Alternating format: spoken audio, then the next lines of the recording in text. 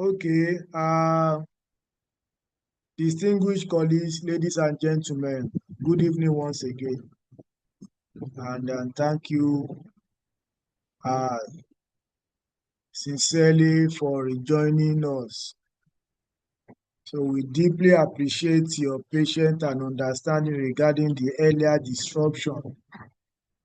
So on behalf of the Association of Senior Civil Servants of Nigeria Lagos State Chapter and the Public Service Knowledge Hub, we apologize for the inconvenience caused and thank for your continued commitment. Like we all know, tonight's session is all about interactive. You can hear from the facilitator that he enjoying question. But before we commence the class, we like to call on the chairman of Association of Senior Civil Servants of Nigeria Lagos State Chapter, the best union so far this year, the only union that look after our welfareism, the only union that even look after the welfareism of another union, the union, the king of the union, as Lagos State Public Service concerned.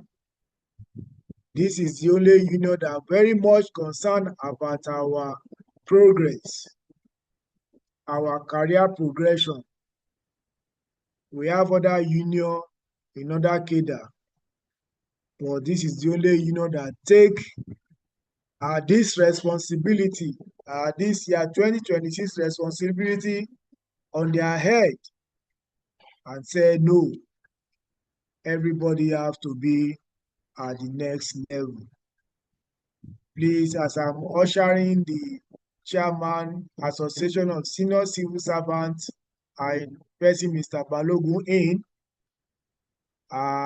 mi ò ní fẹ́ kẹ́ máa fẹ́ kẹ́ fi ẹ̀mí ìmoore hàn by showing your emojis to appreciate him.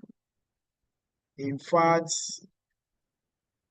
I don't know, I'm short of word for what they have been doing for us. Thank you so much, Chairman. Chairman, you have the floor to just give us the word of courage. Yeah. Thank you very much. You have the floor, sir. Thank you very much. I want to sincerely thank and appreciate Knowledge Hub for giving us this platform for us to be able to do this for our members. And also to thank our facilitator, that is Mr. Rozo. I know you've been here before during the time that we're preparing for the CBT test and then the written examination. And I want to tell our members, I also want to appreciate you for even, going through this route, with the introduction of this SIP. You understand? Thank you very much. So going through this SIP, you understand don't let us see it as a big deal. It is a way of also improving ourselves in the public service. Lagos State, in all the federation and all the states of the federation, it is only Lagos State that takes the lead. And you know what it is when we go to compete in other states, what they used to do. So in that instance, this SIP is going to be something that will also improve our capacity for us to be able to deliver, to increase our service delivery to the citizens of Lagos State and residents of Lagos State, and also to also improve our own capacity. And I want to believe that with what we've done so far, success is going to be yours at the end of the day. So this is the last lap. This is the last leg. Just go there confidently and face the way. Mrs. Hamzat has been here before, and she has told us all we need to do by the time we get to the interview panel. So there's no cause for alarm. It is not to fail anybody. It is just to improve our capacity. And I want to assure you that and appreciate you on behalf of the entire leadership of Association of Senior Civil Servants of Nigeria and Lagos State Branch. I want to wish you well. I want to wish you success. And by the special grace of God, we're going to see you at the next level. Congratulations in advance, everybody.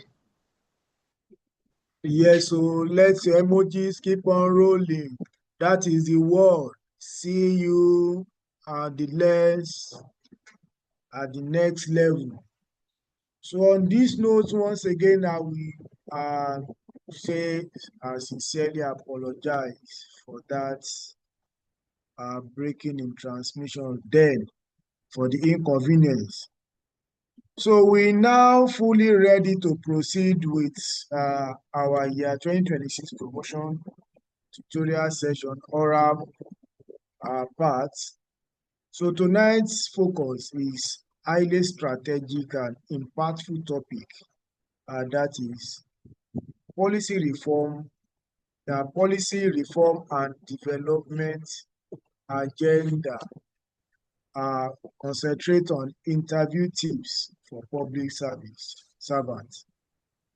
So this subject is critical for every officer preparing for Monday, that the oral interview that will commence tomorrow. Is a strong understanding of government policies, reform initiatives, and the broader development agenda is often what sets outstanding candidates apart during interview sessions. By mastering these elements, officers not only demonstrate administrative maturity but also increase their chances of excelling at the interview table. To lead this important discussion, it is a distinguished professional and a respected public sector figure, Mr. Rasul Taiwo, FCA, CPA, United Kingdom. Mr. Rasul Taiwo is the head finance and accounts in Lagos State Scholarship Board. Mr. Taiwo is renowned for his analytical strength, administrative experience, and dedication to public service excellence. His rich background in finance and governance, combined with his extensive understanding of public policy implementation, make him exceptionally well suited to guide us through this session. Distinguished colleagues, ladies and gentlemen, please join me as usual with your emojis in welcoming our facilitator for this evening. I can tell you for free that even our facilitator is undergoing his facing panel next week also, but he still take time and said, no, I have something to deliver to my people. My people must know this. My people must fly ahead.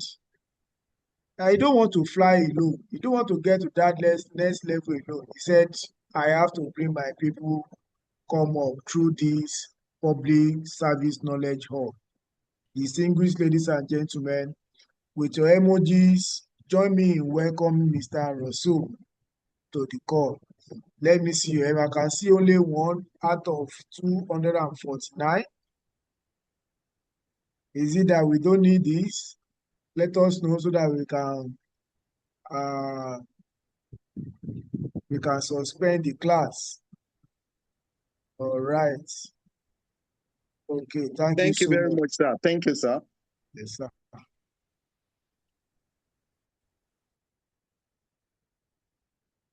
So, good evening, everyone. Go ahead, My sir. name You is have the Rasul floor. Taiwo.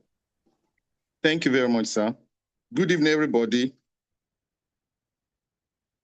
I'm Rasul Taiwo. So today we'll be talking about reforms, policies, and development agenda, and with a bit bias towards financial management, public financial management.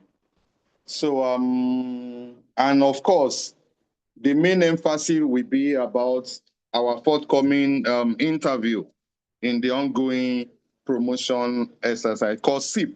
SIP, that's Structured Evaluation and Assessment Program. So as I said earlier, we'll be looking at policies, reforms, and development agenda. So let's, and as we move on, we should endeavor to ask questions so that Are we seeing my slide, please? Hello, sir. Hello, sir. Hello, can you hear me, sir?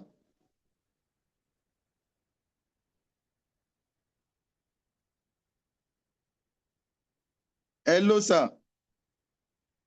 Hello.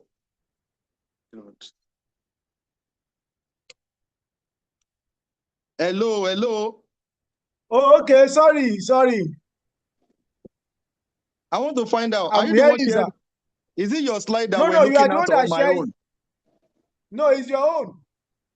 Okay. Let me just. It's your own. Okay, sir. Or should I share from my end? Any one of the two. I just want to be sure. Okay. Can you see the your one own that is is moving your on own the is screen? your own is visible. Yes. Is it moving now? It's not moving. Okay. I want It's to not reshare. moving. Okay, sir.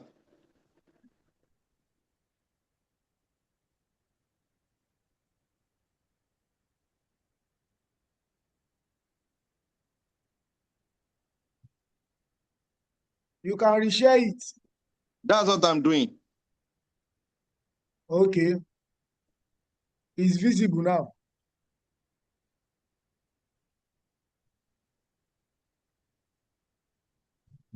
Okay, it's moving now.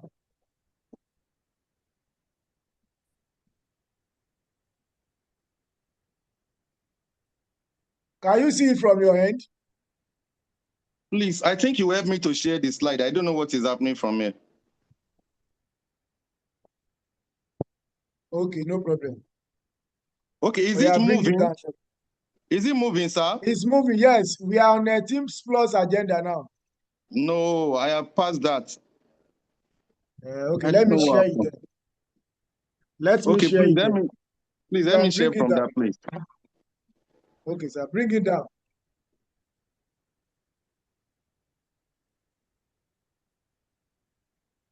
Okay, I'll stop sharing now. Okay.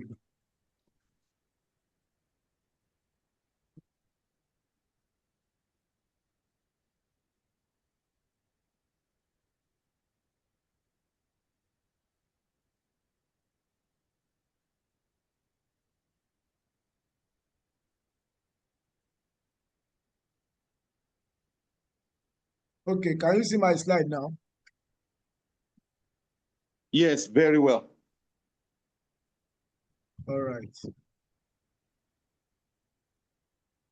Okay, great. So I want to use this opportunity to thank the Association of Senior Civil Servants under the leadership of Mr. Balogun, and also the Knowledge Hub family under the leadership of Mr. Jami Onosan. Thank you very much, sir, for all your effort. May Almighty God bless you abundantly. I also want to thank all our colleagues online.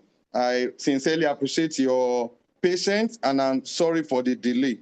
So, as I said earlier on, we'll be looking at policies, reforms, and development agenda. So let's move quick. Next slide, sir. Next slide, sir. The next slide, sir. Okay.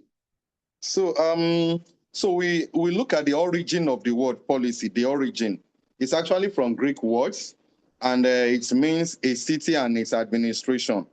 That is where the word originally came from. Is from the word polis, and with the passage of time from one civilization to the other, the spelling and pronunciation continue to change until we arrive where we are today. Policy. Okay, so then on the other hand, reforms, that one originated from Latin word reforme, and it means to form again, to shape again. That is to form something that's already formed, to form it again, to remodel something, to redo something, to form again. So that is where the origin of those things came from. The next one, sir, the next slide, sir. So I don't know. Okay. So when we're looking at the meaning of policy, it is important to note that technically, from academic point of view, you don't look at a dictionary for definition of terms. You only look at dictionary for for explanation or general meaning. And since we discovered that in the ongoing promotion, they are not asking about definition. They only want to know whether we understand. And therefore, that's why we resort to using dictionary meaning to expand our horizon in the area of understanding those concepts.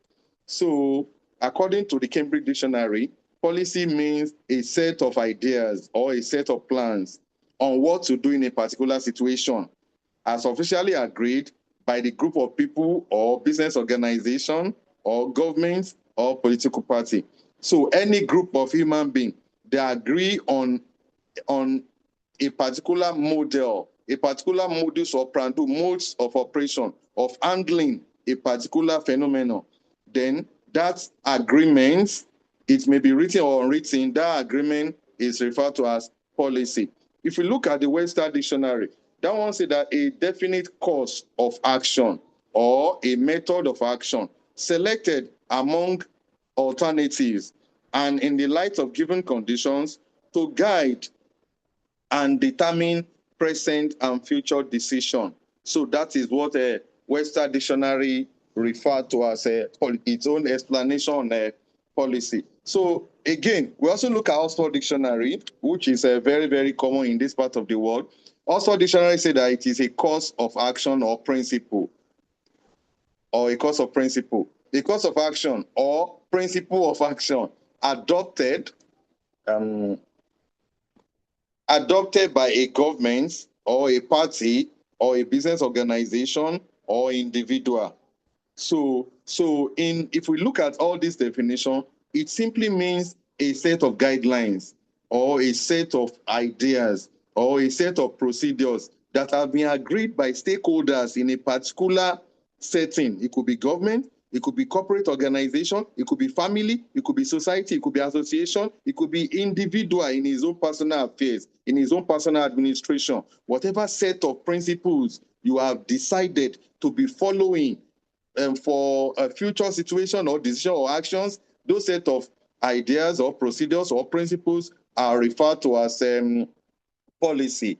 So next slide, sir. So to understand further, we need to look at examples of policy. Before we move on, I want us to note that in the public sector, most of the policy, in fact, almost all the policies are well documented for many reasons.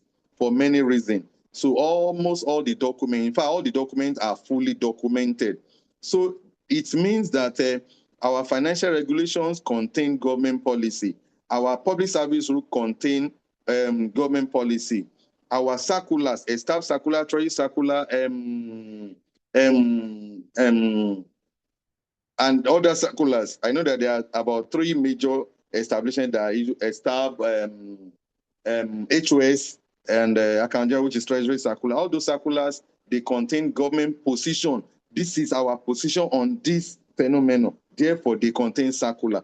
So the examples I took, most of them are from financial regulations and then some from public service. So if you look at financial regulation 125, say, no officer shall be relieved of his responsibility should he delegate or entrust performance of his duties or any thereof to his subordinate officer. Let me explain that one.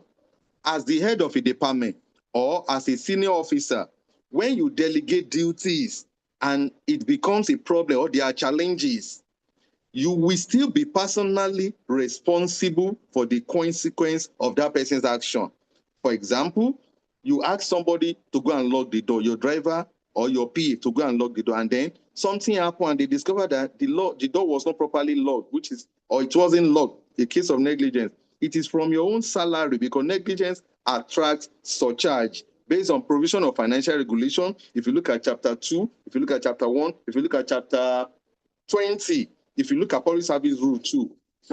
So that is that. Also, another example that I want to give is disciplinary action. Whenever you want to discipline someone, whenever you want to punish somebody, whenever you want to introduce sanction or penalty for an offense, You should not use your discretion. It is not allowed. It is government policy that you have to consider the provisions of financial regulation and public service rule. If you look at chapter 4 public service rule, if you look at chapter 1 financial regulation, it is clearly stated that whenever you want to impose sanction, you consider the provisions, not that you are now under suspension. You don't do that. Don't use discretion to give. So it's a matter of policy in the public sector that you consider the provisions of public service rule and financial regulations when you are issuing sanction. Then the other one is revenue must, okay, on this one, according to financial regulations, you make sure that you collect revenue immediately when you render service, or you collect it in advance. Government don't provide services or goods on credit. It is not allowed. It's against financial regulation. That should be chapter 2. Yes, it's chapter 2 that talks about revenue. Okay, so that is that. Next slide, sir. Next slide. Also on that, if you look at chapter 3 and 4, which talk about expenditure, you do not pay suppliers and contractors on credit. It is against government policy to pay anybody in advance. It is against government policy to pay contractor or suppliers in advance. It's against government policy, and therefore it will attract sanction if anybody does that. However, if you consider the provision of procurement law, if you consider provision of procurement law allows that you pay about 40%, which is called mobilization fee. In any case, you cannot do full payment before a contractor or a supplier render service or supply goods. So that is that. Next slide, sir.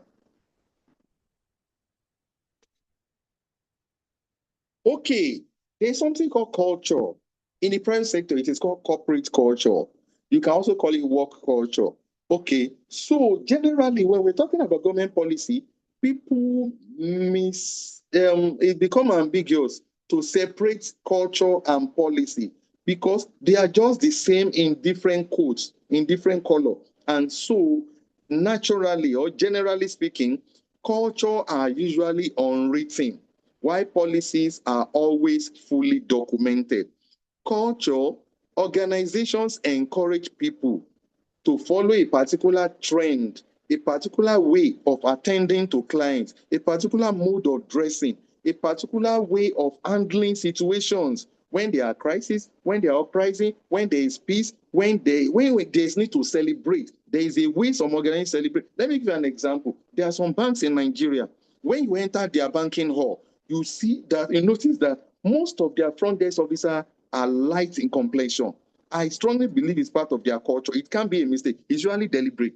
There are some bank in Nigeria. Most of the officers, they are coupled. One of the old generation banks. Most of the officers are coupled. They are related by marriage somehow. There are some banks in Nigeria. Most of their officers are female. In fact, almost all that you will see in the banking hall. Those things are not mistake, and they are not documented. They didn't write them down.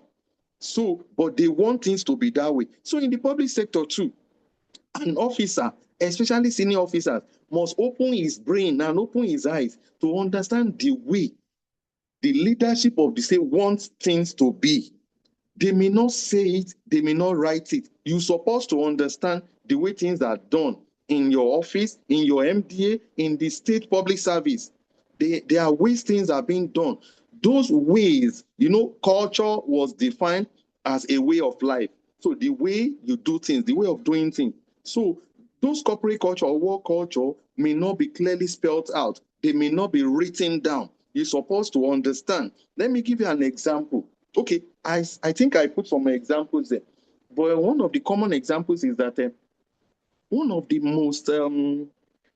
things that the leadership of public service generally frowned at is for you to be hanging around on corridor, on staircase, everywhere around and start gisting. Anything, whether it is official or not official, you don't hang around on the corridors to start gisting. In fact, I later discovered that it has been codified in public service rule. It is now part of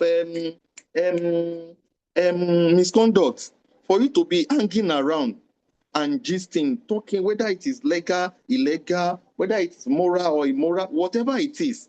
You sit down in your office, stop roaming about, stop gossiping. So that is that. So then when you see permanent secretaries, when you see senior directors, there is a way they comport themselves, there's a way they talk. When you are going for interview in the public service, there is a way they expect you to dress. They may not tell you. There is a way they expect you to introduce yourself. Don't allow them to be asking you to raise up your voice. Please speak louder. It's not a good thing. Don't let them tell you to speak louder. There is a level of expectations. There are things expected of you. So that is that. For another example is that we don't expect you to start putting on pink and dressing like masquerade I don't know how to describe it. You have to be modest in everything. And they will not tell you that. It's something you have to learn. You have to open your eyes and open your brain. There are so many other things that I don't want to talk about, but let's move on. Okay, next one, sir. So when we compare policy and culture, policies is a matter of regulations. They are documented in the service. It's something you must do. But culture is something you must learn. You just have to learn it. So that is that. So let's look at, okay, for example, they say list of names to be written based on seniority. Note that nominal role is also called seniority list. So apart from nominal role, anytime you find yourself in an environment, maybe in a meeting or at a program, and they ask people to write down their name, when you have a permanent secretary on seat, when you have a directors, when you have your senior colleagues, especially directors and head of MDAs and so on and so forth, or your supervisor, don't put your name on top of their names. Nobody will tell you that, but it's not allowed. It's something you must learn. You are passing, you are in a meeting representing your HOD or somebody, and you see very senior people who are even senior to your supervisors. Pass the attendance sheet to them. Let them put down there, or you leave space. You can. I used to do that a lot. You leave 1, 2, 3. You look at them 1, 2, 3, 4. Then you start writing your own name. Those are part of the culture of the public service that they will not tell you, but you have to know it and you have to practice it. Another one is, we say, shared values, norms. You learn it through observation. You look at the way PS dresses, the way they talk, the way they comport. You look at the way a director dresses, the way they talk, the way they behave. You try to emulate. They will not tell you, but they are expecting you to learn it. They are passing on the baton to you. There is a succession plan. You need to learn. You need to demonstrate. Another one is, if you find yourself in an office and you discover that your HOD or your supervisor is younger in age than you, you must open up. Let everybody know in your conduct. Let it be known that this person is my senior colleague. Nobody will tell you that, but it's something you just have to learn and you have to demonstrate it. Your loyalty must be open. It has to be shown. You demonstrate it at all by your utterances, by your conduct, by everything. Whether your senior colleagues are there or not, those are the culture, those are our shared values. It is obtainable everywhere around the world. It's not peculiar to us in Lagos alone. That is how it is. So that is that. When they ask questions in public place and your senior colleague is there, you don't need to answer. You don't address the press. You don't grant interview on behalf of the government. You don't do all those things. They are properly documented. Okay. Another one: decision and actions are shaped by government policy trust. What do we mean by this one? There is a policy trust. There is an agenda. For example, we have the Teams Plus agenda. So your decisions, your actions, your submissions, your write-ups have to align with the Teams Plus agenda. Nobody will tell you that. It's something you must learn. It's something you must do. That to make sure that every year, government has an agenda, government has a plan, and you must learn it. You must key into it. For example, when you are writing a submission, you have to align your position and let us see what contribution, what you are bringing up. How is it going to contribute to the Teams Plus agenda? They ask you a question in interview, maybe a case study, a scenario-based question. Align your answer to the Teams Plus agenda. Align your answer to the LSDP. Align your answer to the position of the government policy, not just what you think, not your personal discretion. So that is that. Next slide, sir. Okay, Now, we want to look at the meaning of a reform. We have looked at the meaning of policy. Okay? Now, let's look at the meaning of a reform. We consider the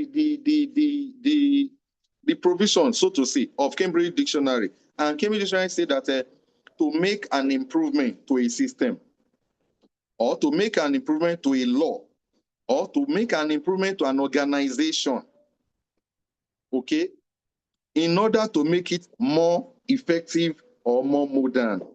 Okay, when we look at Western Dictionary, you say to make better by removal of faults. That is, you look at a system, you remove the faults and make it better. You look at an organization, you remove the faults and make it better. That's what Western Dictionary say. Now, when we look at Oxford Dictionary, you say a change that is made to a social system or an organization in order to improve or correct it.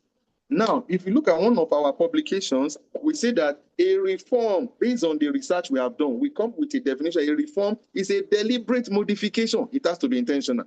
A deliberate modification of an existing process or structure. So before you can call something a reform, it has to affect a structure, that is an MDA or a department, a unit, or it will affect a process, maybe a job schedule, maybe a procedures, so, or a guidelines, the way you do things. If it is affected, then that change is a reform. And that change must be deliberate. So that is that. Remember, they are not going to ask you about definition, but we're doing this to remind ourselves of the meaning so that we know what constitutes a reform. It is also important to know that there can never be a reform without a policy. A reform is a change. So policy is a modus, a status quo, the situation that we have, the current situation. So the current situation is premised on a procedure. The current situation is premised on a law or regulation. For example, your MDA is created because of a law. The law can be a constitution, like Civil Service Commission. The law can be an enabling law, like the law that established some of the MDA, like LIRS, like Bile Holdings Limited, like Scholarship Board, like so many MDAs are created by law. Others are based on provision of the Constitution. And so we say that the current situation, you can refer to it as policy. What I mean by policy is that they are based on government policy. They are based on government requirement, what the government wants. That's why we have existing structure and existing processes. So a change to it, if the change is deliberate and the intention is to make it better, and that change is affecting the process or structure, then it is called a reform. So next slide, sir. Next slide. Okay, now we want to compare policy and reform. If you look at the diagram, sir, this is not showing very well. The diagram is not showing very well.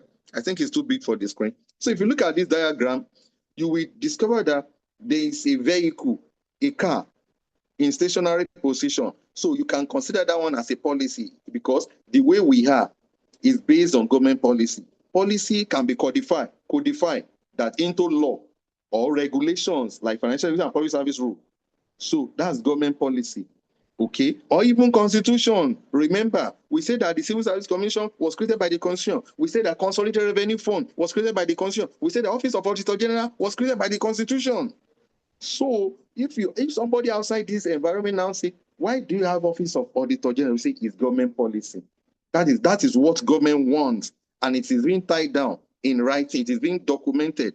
So now to push it, if you push that vehicle, then you are bringing in a reform. That is, you want it to progress, you want it to improve, you want it to move forward, then that is a reform. So that is our next slide, sir. Next slide, sir. Oh, thank you. So we now want to talk about classification of functions of government. Classification of functions of government, COFOG. This COFOG, a bit bigger, sir, a bit, thank you. Oh, maybe it's my screen. Okay, so classification of function of government, COFOG is used internationally. It's used all over the world. So it is not our creation, so to say. So it is used all over the world. I did the research and discovered that there is a division of statistics in the United Nations that created it, that introduced it. And their reasons is that They want uniformity. They want comparability. What do we mean by that? Lagos State is a very huge economy.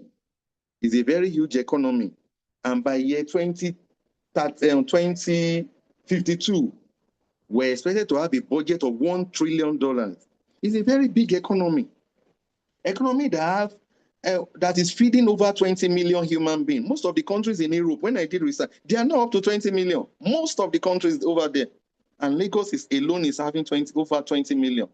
So Lagos is very, very important. So if Lagos they prepare budgets, the budget must be understandable by international community, by our development partners, by other governments, by public servants in other climes and within the state, by administrators, by researchers. So there has to be a format. There has to be an agreed nomenclature. What is the meaning of nomenclature? It's name of something, name. So there has to be agreed names of items. So, and those names translate into classification. Let me say it again. When government prepare, but they ask you to prepare your own personal budget now, you will just write school fees of children, house rent, transport, recharge card, data bundle, and you write it. You know that what you wrote is a budget, but it doesn't have classification. You did not group them. So if Taiwo prepare his own budget, Kehinde prepare budget, Idowu prepare budget. If you now want to compare them, you may find it difficult because they did not give it the same heading, the same names, the same classification. Somebody call his own T-fare, another one call it travel and transport. So you don't know whether it's traveling out of the country or within the state. Another one call it local travel and transport. Another one call it bus fare. Another one call it general expenses. So it will be difficult for you to compare them. If you cannot compare something, then you cannot appraise. For you to appraise the government, you compare the government with where that government is coming from, last year budget, or that is a plan from last year. Or you compare the government of Nigeria and government of Ghana only when they have the same names of items, I mean nomenclature, when they have the same nomenclature, when they have the same method of classification. That is why we have COFOG.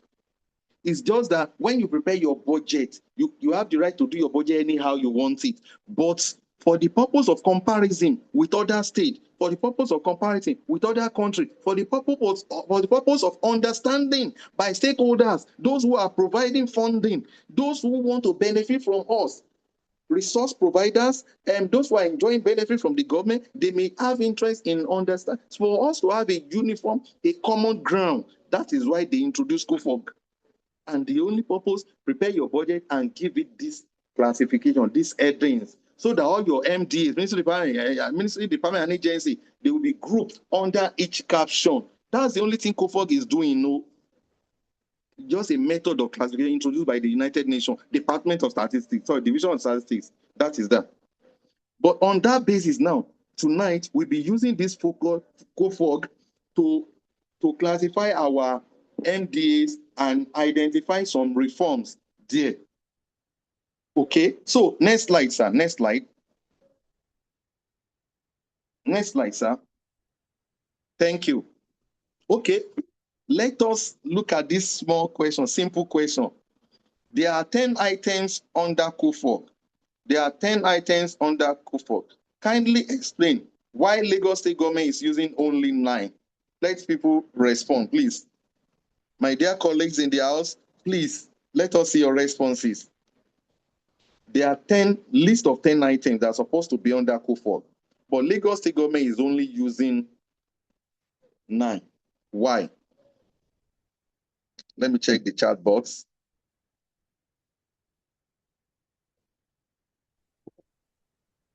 That box is open, so let's hear your response.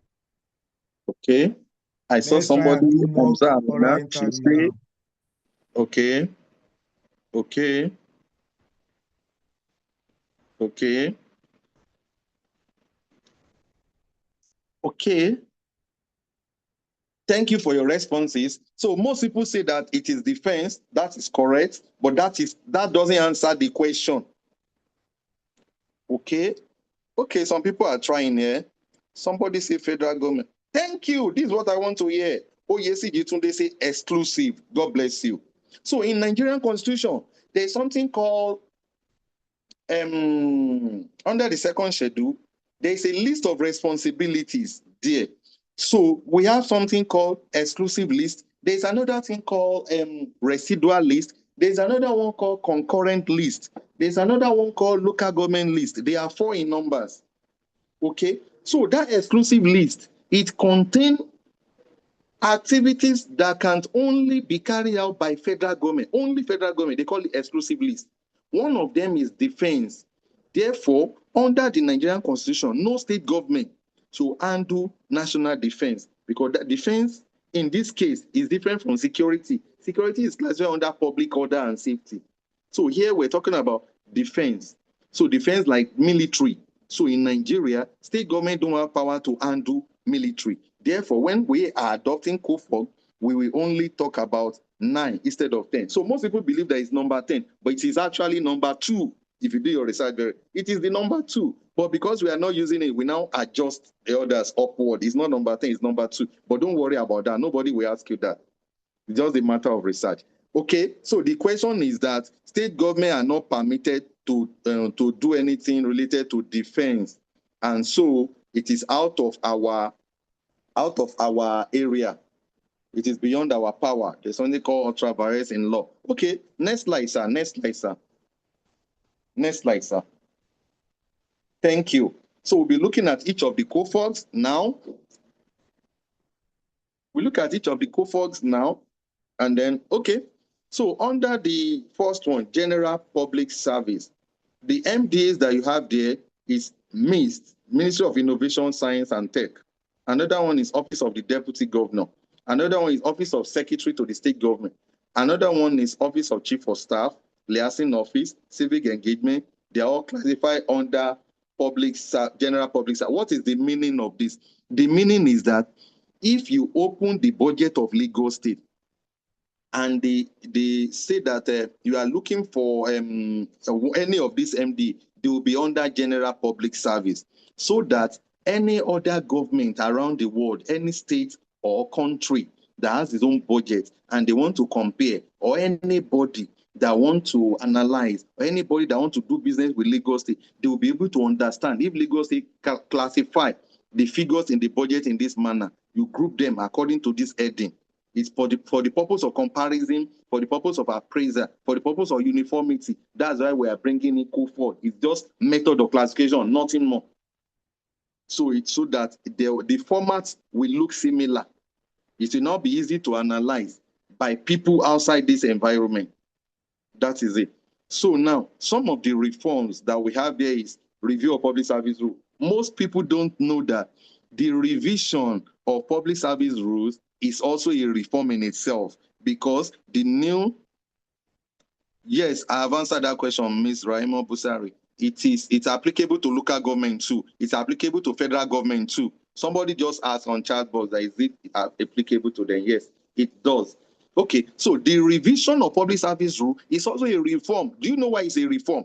Let me give you an example. It is public service rule that introduced some things. For example, public service rule has now become an umbrella that covers every government establishment. As long as it is government that is paying your salary, you are not covered by public service rule. They changed the name from civil service rule to public service rule. Let's leave that one. It is public service rule that introduced extension of maternity leave to 6 months. It is public service rule that introduced paternity leave, and so on and so. I don't want to waste time on that. So revision of public service is a reform in itself. It affects our procedure. It affects our structure. So establishment of OTCI. So the establishment of OTCI is also a reform, and it is under this area. Establishment of Office of Transformation, Creativity and Innovation. That act of creating that organization is also a reform in itself. Okay. Introduction of e-circular. Remember those days where they would send the clerical officer to be passing circular all over, and you'll be signing to show, to indicate that you have seen and read the circular. Now it will be shared virtually to all of us. So the introduction of e-circular is a reform. Introduction of LMS, Learning Management System, which is a mechanism through which government provides online training to officers. That in itself is a reform.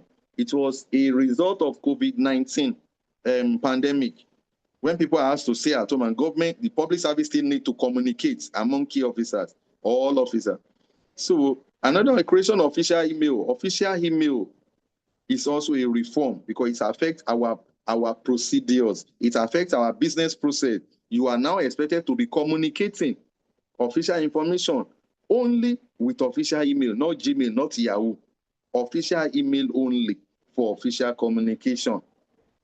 Adoption of new national anthem, because we embrace, we don't have choice, but the fact that we adopt it. So at the federal level, the third stanza of that national anthem has been adopted as the national prayer.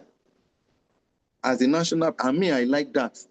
So let's leave that one there. I don't want to say much on that. Next slide, sir. Next slide, sir.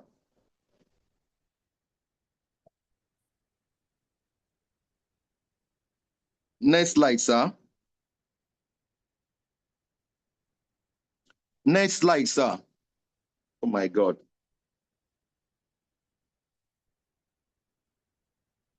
Oh, sorry. The previous one before this, sir.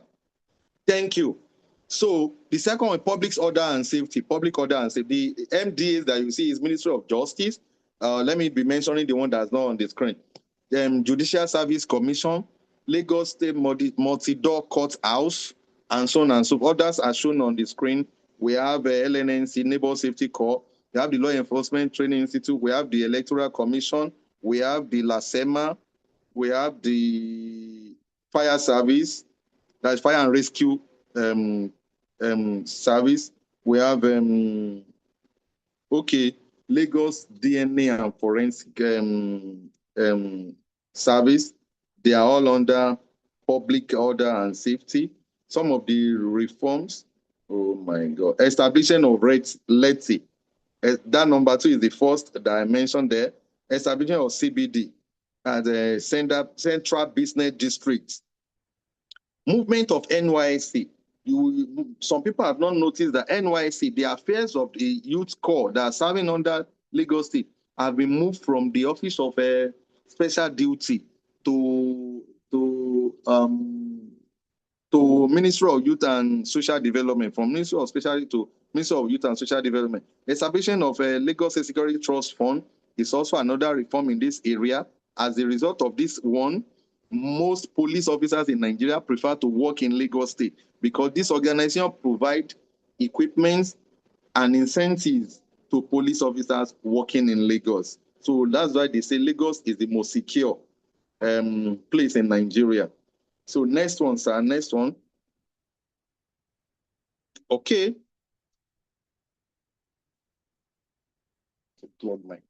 Okay, this one, economic affairs. Here, what you have here is all accountants, activities of all accountants, or operations of all accountants, all procurement officers, all planning officers, all internal auditors, and so on and so forth. So the MDAs we have here is MAPB, Ministry of Finance, Ministry of Commerce, Cooperative Trade and Industry, Ministry of Agri, LRS, Debt Management Office, and so on and so forth. Even STO, they are all under this, even all major revenue generating MDA that are fully commercial. For example, we have the Printing Corporation, we have the Bile Oil and Gas, we have the Bile Holdings Limited, we have the Bile Microfinance Bank, and so we have the Wharf Landing Collecting Authority, and so on and so forth. So that is what are the reforms adopted by the economic sector or economic affairs family? We have the Oracle Financials, budget officer use it, accountant use it, procurement officer use it. So is a major reform. We have the e-pay slip that is affecting all of us. In case they say that which would mention one reform that is affecting you. E-pay slip, electronic pay slip. We all receive our pay slip electronically now. We have the e-procurement. E-procurement, most ministries are using it, mainly ministries. What is e-procurement? It is the use of information and communication technology to implement procurement proceedings. So that is the LRP, Lagos Revenue Portal. It's also another reform. Then we have the adoption of international public sector accounting standards. We have the e-payment system. What do we mean by e-payment system? Before, what we have is any MDs, whether it's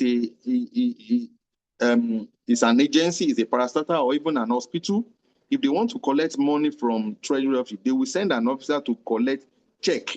You go and receive check, and that check will be paid into their account. But they have stopped that now a few years ago. And so what we have now is they credit your accounts electronically. That one is safer and faster. It is safer and faster. So that is what we mean by e-payment system in that regard. Next slide, sir. Next slide. Thank you. Environment. Here, as the name implies, we have the Ministry of the Environment and other MDs under that sector, like the LASPA, Parks and Garden, like LASEPA, Environmental Protection, like Water Corporation, like Legal State Signage and Advert Agency, and so on and so forth. Those are called environment family or the environment sector. Okay, so what is the meaning of that?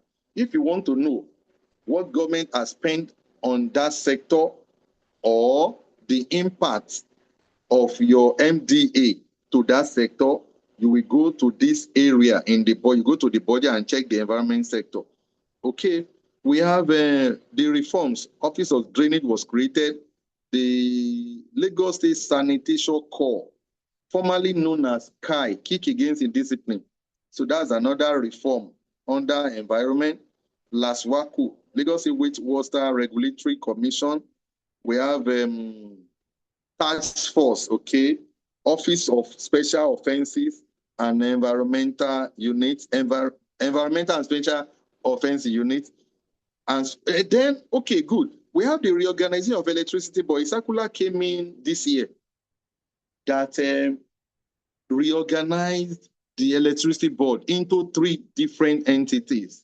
For those in that area, in that sector, please go and check that circular. It is a very laudable program that can spear and fast track the progress of Lagos State. If our people key into that agenda of the government, it's a very, very loud, it's a beautiful idea. So next one, sir. Next one, sir. Okay, COFOG 5, housing and community amenities. Housing and community amenities.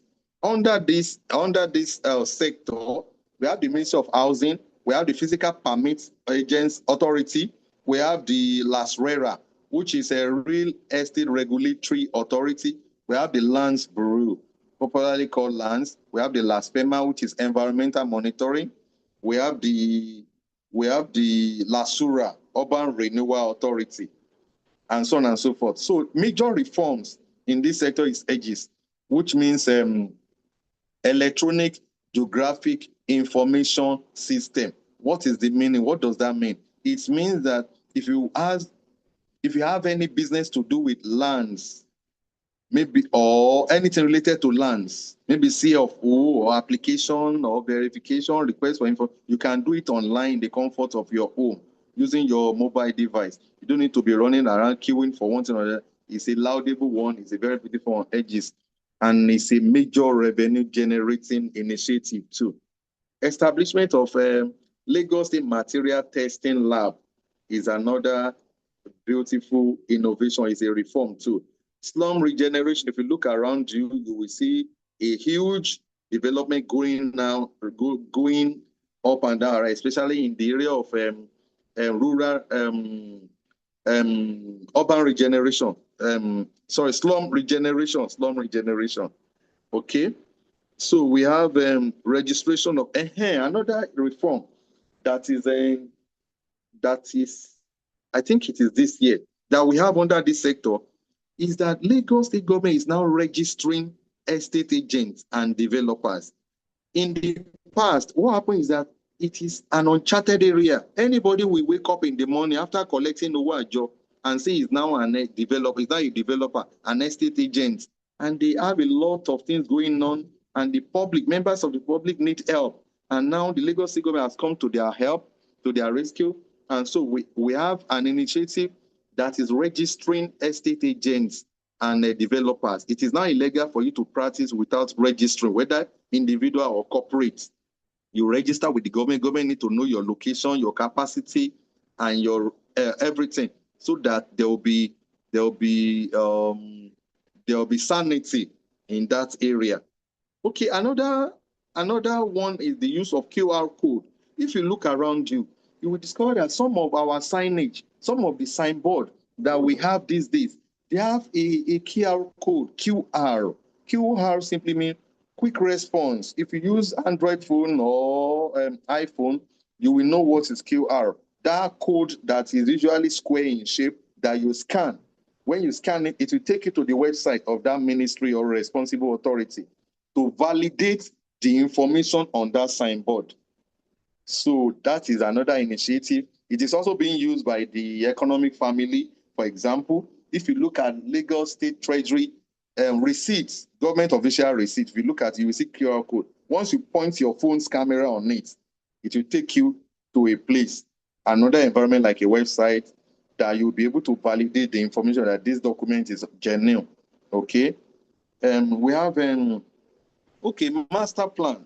We have master plan that have been created long ago, and the government is serious about it, and now they're already implementing it, particularly the housing sector and the environment sector. That's why you are hearing all sorts of news about the government is really doing wonderful in that area of implementing master plan. So for most people that are complaining that they demolish their structure, go and check the master plan. So that is, let's leave that one. Let's move on to the next one, sir. Next slide, sir. So COFOG 6 is health. Health, here we have Ministry of Health. We have the LASHMA. What is LASHMA? Lagos Health Management Agency. We have the Primary Health Care Board. We have the Traditional Medicine Board. We have the General Hospitals, that is hospital units, all the hospitals in Lagos State. We have the LSACA, Lagos State AIDS Control Agency. We have the LABCA, Building Control Agency, and so on and so forth. Those ones falls under, no, sorry, there's an error. Building Control Agency cannot be here. Is another thing entirely. That one is an error. Okay, reforms under this sector, we have e-health platform. There is now electronic health platform whereby people or clients enjoying services or about to enjoy services in government hospital can have their records taken and retrieved electronically, stored electronically. We have health districts. You will notice that we now have health district 1, district 2, about 6 of them like that. So what is the reason behind creation of health district? Is to bring government down closer to bring government closer to the grassroots level. So that's why we have that.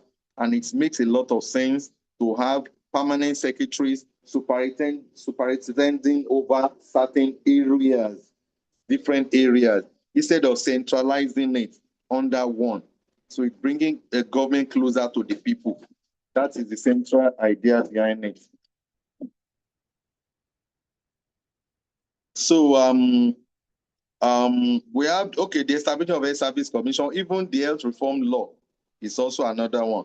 Dedicated account for government hospitals. Government hospitals are allowed to have their own revenue domiciled in them and to be used for their services. Then introduction of e-billing in the health sector, especially in government hospitals these days. You have bills being generated electronically. So, and so on and so forth. So that is that. Next one, sir. Next one. So I must say that the reason why we're running through all these things is that each of us, as we're together on this platform right now, we are from different areas, different MDA. So your focus will be on the one that concerns you. You don't need to memorize anything. Focus on the one that is related to your MDA, to your sector. So because we have people that cannot mention two reform in their sector, and you are a management staff, we're supposed to be able to demonstrate that you know what is going on and you are capable of contributing to the progress of government. So if we don't know about reform, it means that we don't know what is going on. And if you don't know about reform, it means that you cannot provide a solution to future problem. And that is what government is looking for. They need people that can provide solution to future problem. Lagos is futuristic. We have a 30-year plan. We are looking forward. So and we are preparing every day. That's why we have the Engbeti Summit, which is the Lagos Economic Summit that is done every 2 years. Where we talk about that one later. So under this area, recreation, culture, and religion. Under this sector, we have the Ministry of Home Affairs, we have the Sports Commission, we have the Pilgrimage Board, Muslim and Christian Pilgrimage Board. Okay, what are the things that we have seen them done recently? They are the adoption of the national anthem, the introduction of public holiday for traditional worshippers. We are all the same, because one of the mandates of this ministry is to create harmony, religious harmony. To live up to that mandate, they need to do something like that. There are a lot of other things they are still doing too. Okay, so next slide, sir. Next slide. Thank you. Education. Under this, we have the Ministry of Tertiary Education, Ministry of Basic and Secondary Education. We have the Scholarship Board, Exam Board, Teaching Service Commission. We have SUBEB. We have the SCRIP. We have so many of them. We have the, let me mention some other ones that are not on the screen. Office of Educational Quality Assurance. We have the Agency for Mass Education, and so on, a lot of them that are functional. In fact, all the universities that belong to Lagos State, the 4 universities, they are also an independent entity under this sector, although they are supervisory supervisory ministry, which is the Ministry of Tertiary Education. Okay. Now, what are the reforms? You remember that we have 3 additional universities. We have 4 universities. For those of us in the education sector, please don't forget the establishment of 4 new universities, 3 additional universities. And in fact, there's another one coming up, University of Medicine. It's at advanced stage. Those things are reform on their own. Okay. Eco-Excel, those in the education sector, you know what we mean by Eco-Excel. The introduction of ICT to teachers and students in primary school. Okay. We have establishment of education district, just like the health district, is bringing government closer to the people so that government will be able to see what is on the ground and then able to connect with ordinary people, provide services, listen to their problem, to their complaint, then be proactive. That's why we are having districts in health and education. It's not for decoration. Also, there are people that are capable and willing to serve the government, to provide resources, intellectual resources to the government. Those are the peers that we have in education district, in the health district. So room for them to serve, okay? Introduction of CBT by LSDP. People will be looking at it that what is this one? Lagos State Examination Board is responsible for conducting exam for all officers, all public servants that want to do confirmation and some other exams like that. They are now using CBT and computer-based test, and so that is also a reform, and it is better because those days we used to carry paper about sort of papers, reading, and in fact, let's leave that one. But these days, the result of the exam will come out the same day. So it's very easy, very efficient, and it's also generating revenue for the government. So we have an establishment of MT and MBSA. What is the meaning of that? We used to have one ministry, Ministry of Education. Under that ministry, we used to have Office of Special Advisor on Education, which is very functional, large, operational, and efficient. So something that is what's been a ministry, supervising universities and other major MDs. So we need to make it a full-fledged ministry as obtainable in other areas. For example, in South Africa, we have something like that, basic education. Okay, so we now have, it has been split into 2. You have the Ministry of Tertiary and Ministry of Basic and Secondary Education. That is that. Next slide, sir. Next slide. Okay, social protection. This is the last of the COFOG that we have in Lagos State, COFOG 9. Under this, we have the Ministry of Social Youth and Social Development, MYSD. We have the Women Empowerment and Poverty Alleviation, WAPA. We have the LASODA, Office of Disability. We have Women Development Centers everywhere. And so those are the components of the social protection sector. And reforms under this area As there is an expansion of life skills empowerment program, they expand the program. There's also establishment of additional skill acquisition centers. So that is that. Next slide, sir. Thank you. Okay. Let us look at this case study, everybody. Please let us participate. Okay. The question is, assuming the government's restructured the parent ministry of your MD. Maybe your MD is a ministry or an MD under a ministry. If the government restructured that ministry, what do you think will be the possible implication for officers? Please, I want us to note that if you are a management staff, especially those on level 15 and above, or if you are somebody that is willing or open to become a permanent secretary, you must always be ready for questions like this. It may not come out today, but just be ready for it if you are ready to get to that level. They will be asking you questions that require thinking, questions that you may never have envisaged, but if you have information in your head, you'll be able to respond. So if government restructure a ministry, what do you think will be the possible, or government restructure your MD? What do you mean by restructure? Government may merge some agency under your ministry. Government may scrap an agency. Government may add additional department or units. Government may scrap a particular department. Government may move a mandate from one MD to another, like they move the core member, National Service Corps, that are serving under Lagos State, from the Minister of Special Duties to the Minister of Youth, because they're actually youth, Minister of Youth and Social Development. So if government, that is what we mean by restructuring. So what do you think will be the effect? What do you think will be the impact? Oh, thank you. Somebody say, okay.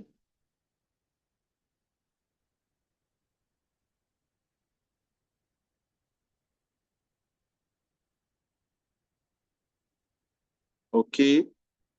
Okay. Okay. Thank you. Okay.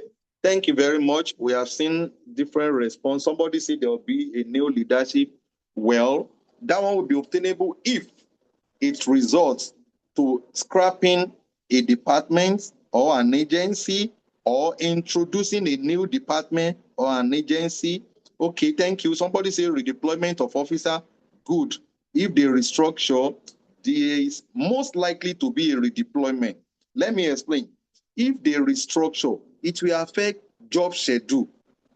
The people that are working on a particular thing may leave that thing, and then another set of people will now have to undo it now. And so somebody said there will be training. Thank you. There will be training of those new officers. It will also have financial implication. Me, I'm an accountant. Any question you ask me, I'll think about the revenue and expenditure aspect, the two mirrors I'm using.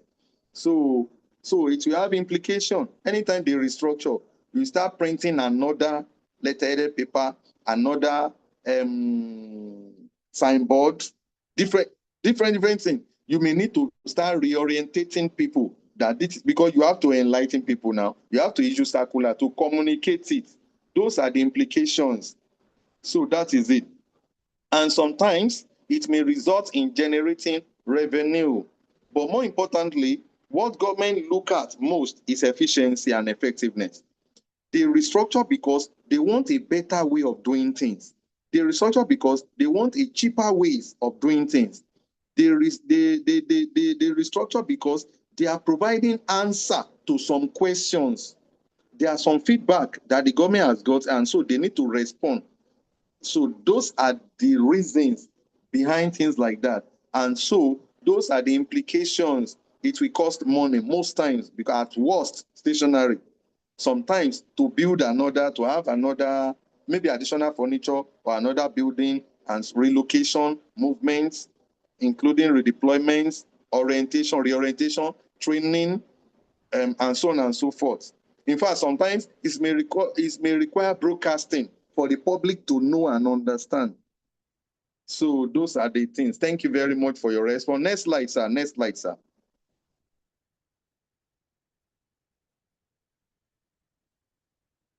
Thank you for that rest. Okay, let's look at a brief look at the Teams Plus agenda. Teams Plus agenda is a strategic blueprint for attaining the vision of Lagos State government. What do we mean by that? It is a means to an end. We have a goal. We have a vision, then a goal. We now need means to achieve the goal so that we can attain the vision. And so the methods, the methodology, the means, the strategies, that is the team's agenda. So what is required of us, every officer, every MDA, you have to align your activities, whatever you are doing officially. Make sure you align, you fall in line, you align. It is called unity of direction in management. You face the same direction. So you align with the team's agenda. That is the policy trust. That is what government wants to use. That is the strategy to attain government goals. So that is that. So, and ensure that every action and decision, every program and project contributes to the Teams Plus agenda. So if you ask me about something, maybe you ask me about railway, you ask me about BRT, you ask me about maybe a new idea or a submission, I will first connect it to the Teams Plus agenda so that I will let you know that I'm in line. I'm in line with the current policy trust of the government. So that is that. So it has 1, 2, 3, 4, 5, 6 pillars. 1, 2, 3, 4, 5, 6, 7 pillars because of the plus that was introduced. Next slide, sir. Okay, let's look at this question. Which of these belong to the 5th pillar of the team's agenda? Your response? Which of these belong to the 6th pillar? 5th pillar, number 5. 5th pillars of the Teams Plus agenda. Education, district, judiciary, housing. Oh, God bless you. This person got it. Films Village is under entertainment and is located in Ekpe. So let's thank you. How come everybody got this question? Okay. Okay. Thank you. Next slide, sir. Next slide. Okay.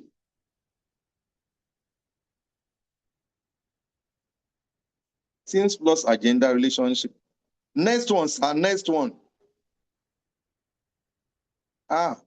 Something has disappeared from that screen. Please let me go back to the previous one, sir. There is a diagram I put here to explain that. No. Next one. Next one. Yes, it's okay. Okay, let's move on. Let's move on. Okay, so Teams Plus agenda. The first one is traffic management and transportation.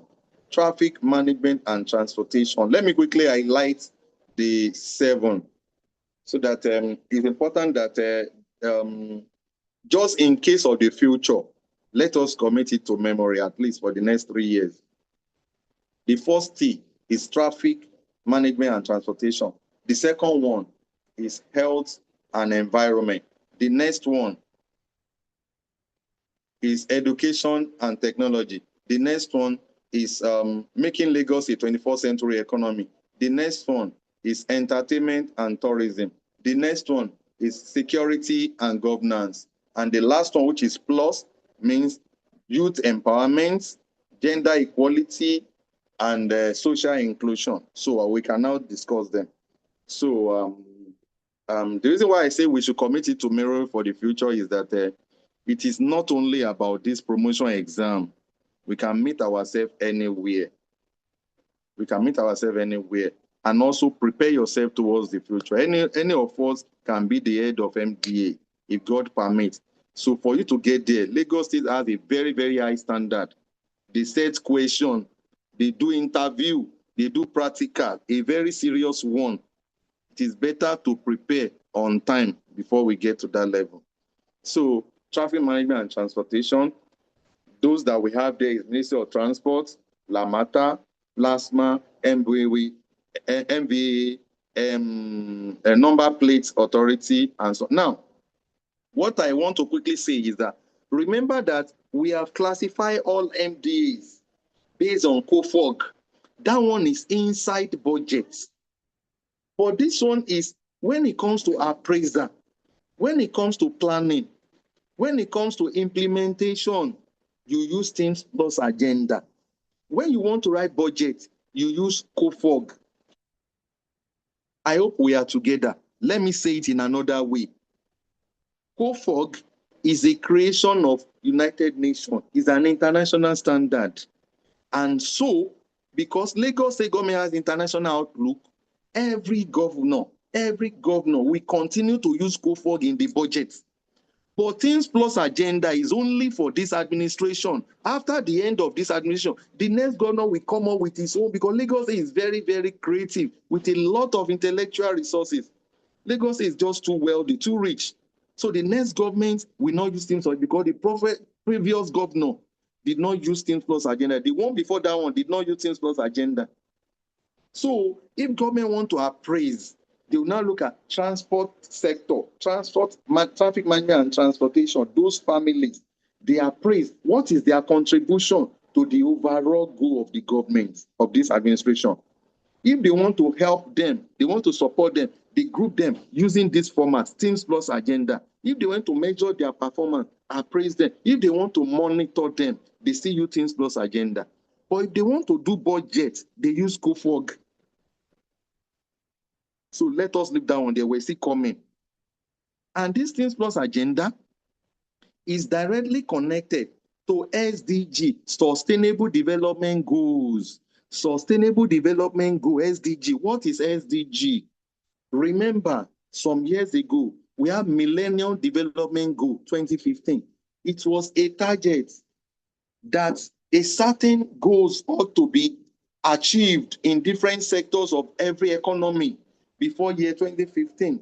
It was then revised by year 2015. They revised it. The new one is the Sustainable Development Goal. Just as we revise our own LSDP 2025, we revise, we update it and make it LSDP 2052. Any plan that we have in our personal life, so it must be subject to review. We can't be static now. We can't be in one place. Things around you are changing. Your own plan too, you modify it. That's why government is changing, is modifying, not changing. It's a modification for better. Modification in tandem with reality. That is it. Let us move on. Remember, Teams Agenda is a strategy, but COFOG is a method of classifying. There are two different things. So let's move on. Next slide, sir. Okay, health and environment. Under the Teams Plus Agenda, the next one is health and environment. As the name implies, you know that Ministry of Health will be there. LASMA will be there. FAMA, that's Health Facility Management, Monitoring and Accreditation Agency, will be there. LASEPA, Environmental Protection, Ministry of the Environment, Environmental Sanitation Corps, LAGES is there. So those are the people under this area. It will be very, very bad for any public servant not to know where they belong. Go. That's why we're doing this. You have to know where you belong. If you know where your agency belongs, let me say it properly. You know that there is something called common service, generic. Those of you that are accountants, auditor, procurement, planners, administrators, you can be deployed anywhere, and your format of operation is usually the same in most sectors. It means that for Teams Plus Agenda, your parent MDA, you must know where they belong. The place of work, the MDA that you work, which is different from your parent MDA, you must know where they belong to. Let me give you an example. I work in education sector, but I am an accountant. So under Things Laws agenda, accountants belong to security and governance. You have to have idea of that one. Then I work physically under education sector. That one belongs to the third pillar, education and technology. You have to have idea of that one too. Then you need to know at least one reform or two reform in those areas. That's what we are saying. These things are available in public space. And the reason why you must know it is not just because of this promotion. When you have opportunity to interact with some people, you may find yourself in an environment where the governor is just beside you or some other people. You may just have 2 minutes to interact. Whatever you say will determine the future connection, the future relationship. So we must have some things, no matter how small, some things that is sensible, some things that is productive, some things, some information that can show that you are a solution provider in the public sector. You must have it inside you at any time if they wake you up. One of them is to know reform, is to know which sector you belong. It's like a man that doesn't know his address now. If you don't know the sector that you belong, if you don't know the pillar of things that you belong, the sector of COFOG that you belong. There are programs and projects under each sector. The one that concerns your own area. You, like we say, we have Oracle Financial for us accountants. They have the blue line, red line for those in transport. They have the Massey, one of the largest pediatric hospital, the largest children hospital, specialist children hospital in West Africa, in Lagos Island, under a sector. There are others like that. We have the hedges for lands and environment, and so on and so forth. We have the Films Village for those in entertainment. So there are programs that government is spending billions on that is affecting people's life positively. You need to have idea of those things. If you have idea, it means that you are telling them that you are useful, you are needed at higher level, you deserve to be promoted.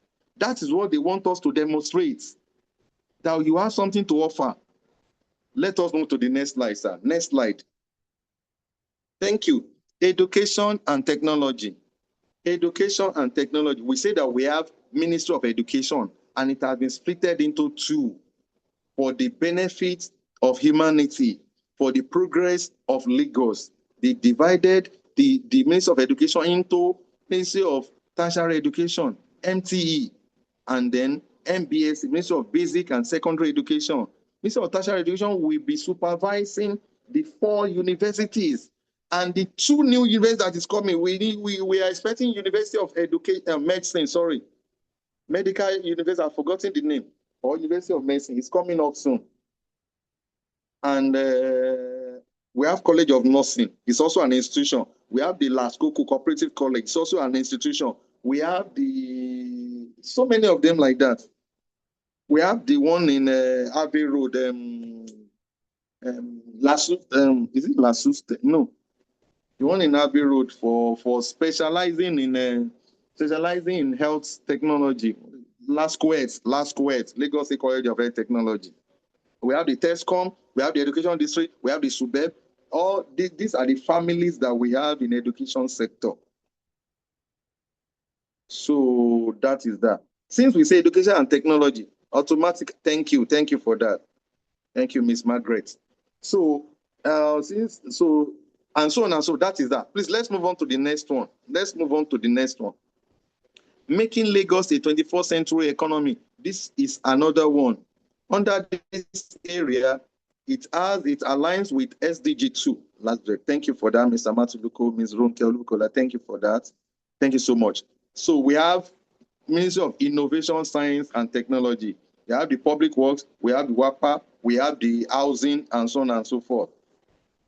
So the agenda is that these at the MDA we want to use as strategy to make Lagos a 21st century economy. We have a long list, but those are the ones I remember when I was working on that. Okay, let's move on to the next one. Thank you, Lagos University of Medicine and Science. God bless you for that. Okay, entertainment and tourism. We have the Ministry of Tourism, we have the LASRAP,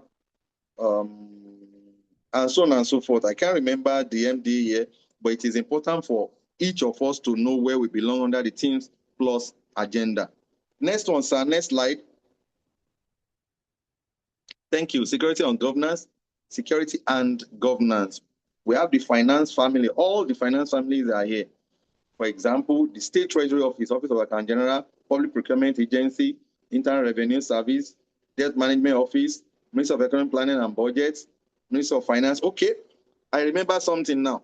Remember when we're talking about culture, corporate culture, when we're talking about work culture, we say that if you are given opportunity to write the names of people present somewhere, you put name of PS or directors, senior colleague, put their names for, or you leave space for them to write it by themselves. The same way, if you are writing something and you are to include name of ministry and some agency, please put the names of ministry at the top, please. That's part of our culture. Nobody will tell you that, but it is expected that you do that. We say that cultures are usually not written and they're expecting you to follow it. Please note that, please note that. That's what I've been following if you have been looking at the slide. Okay, that is that. Next one, sir. Next slide, sir. Okay, the plus. I have explained earlier on that it means social inclusion, and it is social inclusion, youth empowerment, and gender equality. And we know the MD that is dealing with this. We know that Ministry of Youth and Social Development is dealing with youth. We know that WAPA is dealing with poverty alleviation, which is part of social inclusion. Those who are poor and vulnerable will be considered. We know about LASODA that they are dealing with people living with disability, which is part of social inclusion. So those are the MDs. There are many other MDs, but those are the ones I remember. But it is for us to bear in mind. We must know. Thank you. Somebody asked about Ogunlano. Somebody asked that House of Assembly. Well, House of Assembly will be under general public service under COFOG. Oh, somebody said I jumped S. I did not jump S. So S is security and governance, and it is the economic family that is there. I didn't jump. Let me explain again. Economic family, all accountants are under security and governance. All procurement officer, all planning officer, auditors, LIRS staff, DMO, debt management office, STO, state treasury office, anything that has to do with finance, they are under security and governance. Okay, somebody asked me why. Okay, when we talk about security, when we talk about governance, if there is no revenue mobilization, efficient expenditure management, if there is no money, you are not secure. Let me say it again. Earlier on, I said Lagos is the most secure state in Nigeria. And I justify it by saying that the creation of Lagos State Security Trust Fund, if you remember, I said that earlier on. Lagos State Security Trust Fund, what is the meaning? They call all the banks in Lagos State and all other private sector organizations. They bring money, they are contributing money into a fund. That fund is called Lagos Security Trust. What do they use with the money? They use the money to buy bulletproof vests for police working in Lagos. They use the money to buy vehicle for police. Go and look at police vehicle. You'll be seeing donated by Lagos State government or courtesy of LSSTF.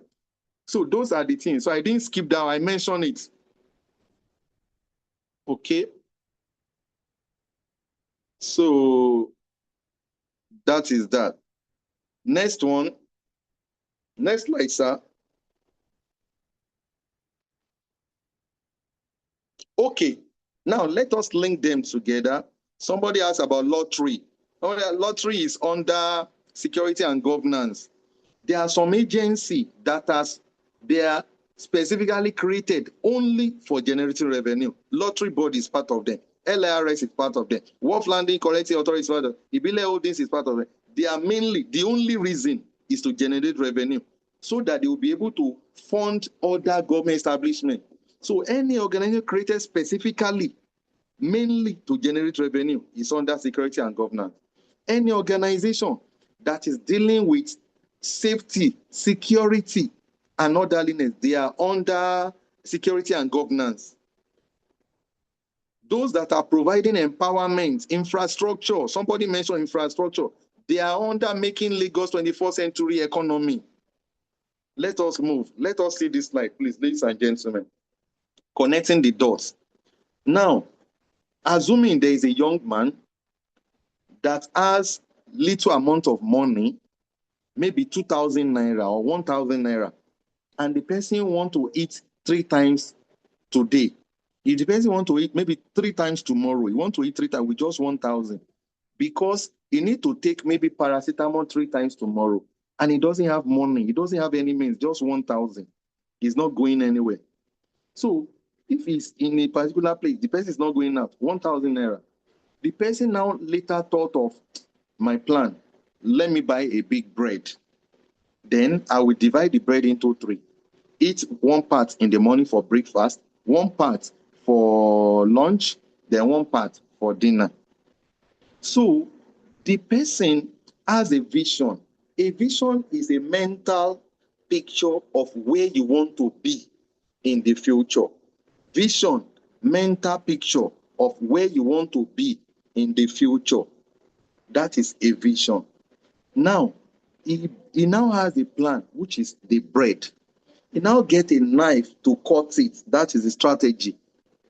Then he now use plates or tray to pack it, to make sure everything is in place. That is the policy. Then he may wash the plate with water, wash the knife with water, even drink water to flush the bread. That is reforms. Reform can be used to midwife plan.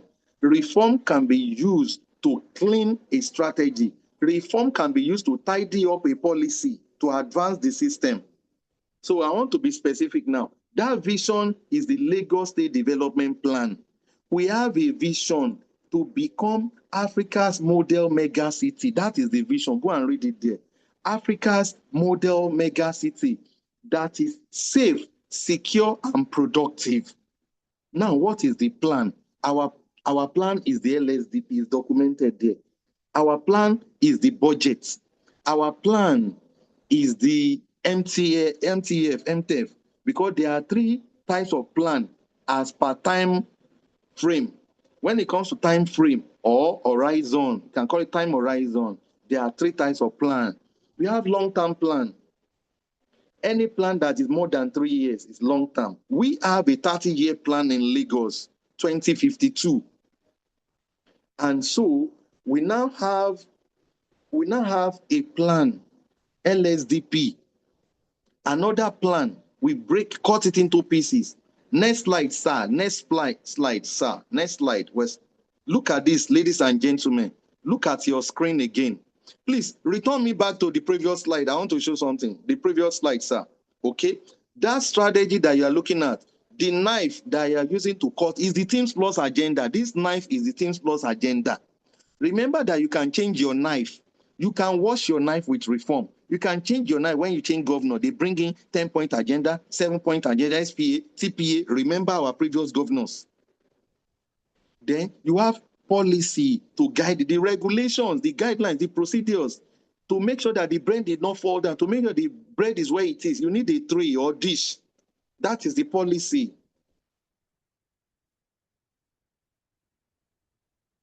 Hello, are we together? Then we have reform. So please, sir, take me to the next slide, sir.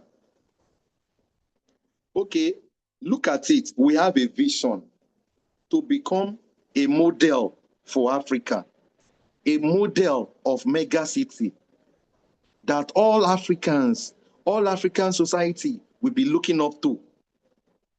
And then we will now be a global economic hub that is all over the world. People will be willing to do business here. Look at Dubai. Look at Saudi Arabia. Look at Singapore. Look at China. For no reason, people will go and do conference there. In Canada, in London, people will just go and do conference there. They can do the conference in another country. They can do it in Ghana. They can do, but for some reason that is not visible to many of us, they just have to be in that place. That is what we want Lagos to be. When long time ago, when I first visited Abuja some years back, I say, and people will say Nigeria is not good. Look at this. See Abuja and die. See Abuja and freeze. Then, is it better and it's getting better? And Lagos is not sleeping. This is a city that does not sleep. Look, the difference between Lagos State and other states is that in other states in Nigeria and in some developing countries, it's only one city or 2-3 cities that are developed. In Lagos State, every local government have cities. Every local government have more than one cities that is developed. Are you talking about Epe or Apapa or Etiosa or Lagos Island? Where do you want to say is not developed, civilized in Lagos? Just tell me. We have roads, construction of roads in every local government every day. Go and look everywhere in Lagos, construction of roads. So that is that. So now, let us look at it. If you remember the last slide, you see that there is a vision. The vision is, I need to eat food to fill my tummy. That is my vision. Now, the plan is, I have to buy food. I need to get food. Now, the food is for the whole day, 3 times daily. Okay, let's come back to this level. Please, let the, okay, I've seen what I'm looking for. So, the long-term plan, the 2052 LSDP, Lagos State Development Plan 2052, how do we arrive at it? There was a Millennium Development Goal. I have talked about it earlier on. Now, there is Sustainable Development Goal, which take over from Millennium Development Goal. A global agenda for every country that want to move forward, every state that want to move forward. We follow Sustainable Development Goal. And that is one of the major foundations of the Things Plus agenda. So now I'm talking about how they come about the Lagos State Development Plan. The MDG, the SDG, the DAWN, DAWN, Development Agenda for Western Nigeria, DAWN, DAWN, Development Agenda. So there's an agenda to integrate all Southwest states in terms of security, in terms of education, in terms of commercial activities, in terms of culture, in terms of security. So there is an agenda to integrate the Western, Southwestern region, and others region are already copying it. So I have mentioned something development goal, development agenda for Western Nigeria. And then there was a turning point, 10-point agenda, TPA, 10-point agenda, if you remember, our former governor. There was a 7-point agenda, SPA, by one of our former governors, if you remember. There are pronouncements from the governor, the present governor, and the past governors during their time. Any pronouncement is a policy statement, is the position, is the direction that the state is facing. So there were also research, outcome of different researches. There were also master plans for different areas in Lagos State. And then, more importantly, there was and there is an Eyigbeti Summit. Eyigbeti Summit is also called Lagos State Economic Summit. It is being held every 2 years. In that summit, they will invite traditional rulers, religious leaders, political leaders, development partners, organized private sectors, anything you can think of, student body, every strata of the economy. Everybody will be invited, their representative.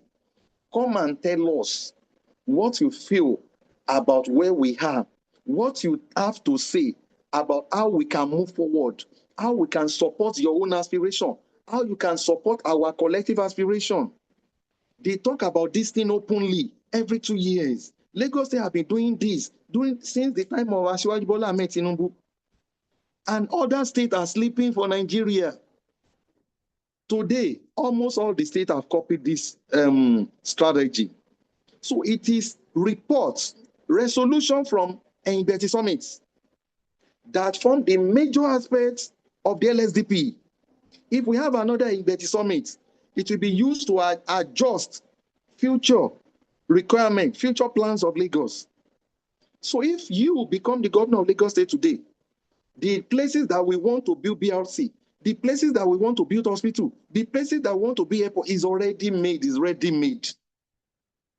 Now, they now want every year, the government will now be having plan, which is called budget, the financial plan. That plan is for 12 months. That is why it is called short-term plan. The budget must be in line with the LSDP. The budget must be in line with the LSDP. For example, we have the blue line, the rail transportation that runs from Marina to Okukumaiko. Marina in CMS to Okukumaiko in Mile 2. We have the red line that will run from Marina to Alagbado, but already functional, most times from Oyingbo to Alagbado. That is red line. We have a green line. We will have a green line very soon from Marina to Lekki Freight Trade Zone. We will also have a purple line. Now, why am I saying this? If we have another governor, he has to key into this plan. This is the brain work of millions of sensible negotiators, intellectuals, including foreigners, experts, development partners, technocrats, bureaucrats. They come together every 2 years to bring up these ideas. So Lagos is far ahead of all other states. In fact, far ahead of Nigeria, because Nigeria as a country has been changing development policies and master. Another one will come and change this and change that. But Lagos State has been consistent. Has been consistent since 1999. Since the first governor under the current what do we call it? Republic. Current republic. Under this report, the first governor, since his time, we have been consistent as per policy. We let the whole world know that we know where we are going. Don't bring any dustbin into our destiny. If you have an investment, we know where to put it. They have created square hole. You only need to bring square peg. They have created round hole. Bring a round peg. Unlike other states, that it is those people coming from abroad that will tell them, we want to give you this. You have to put it on your table. You have to put it under your... No, we already created. There's a place we want seaport. There's a place we want airport. We don't want agriculture on Lagos Island. We want agriculture in Ekpe. We want it in Ikorodu. We want it in Badagry. There's a plan for every piece of land. Every program, every project have an idea behind it. That is what we call our Lagos State Development Plan. Oh. So that is that. Ladies and gentlemen, please let us move to the next slide. Okay, before this one, please, before this one. Okay, I didn't explain the one in the middle. Okay, so there is something called medium-term plan. Any plan that is more than 1 year, but within 3 years, is called medium-term plan. An example is MTSS, MTF, and MTRF. These are multi-year plan that covers a period of 3 years. Multi-year plan that covers it, because medium term simply means 3 years. Short term simply means within 1 year. Long term means more than 3 years. And so when you see the budget, it will show 3 years figure. Now, where do we get this one from? We have talked about where we get the LSDP from. Where did we get this from? Where did we get the budget from? Let me say, our annual budget is actually a creation of the House of Assembly. Although from the executive presented, it is the House of Assembly that breathes life into it, that make it a law. Our LSDP, we have talked about where it comes from Mbeti Summit mainly. And then all other documents like research work, like pronouncement of the leadership of the state. If any commissioner says something in public, it's a policy statement. It is a direction. It's part of our vision. All those things put together. Now we now say MTSS. Where does it come from? It comes from Fiscal Responsibility Act, 2007, FRA. Fiscal Responsibility Act. That is the law that created medium-term budgets. There are a lot of things there, but don't let us go there. But it is that act that provides that government budget should be showing 3-year figure. And so there should be an interaction between MDAs that belong to the same sector to strategize. That's why we have medium-term sector strategies, sector strategy. Sit down together and devise means to make it work and look future. Look at the future, a 3-year plan.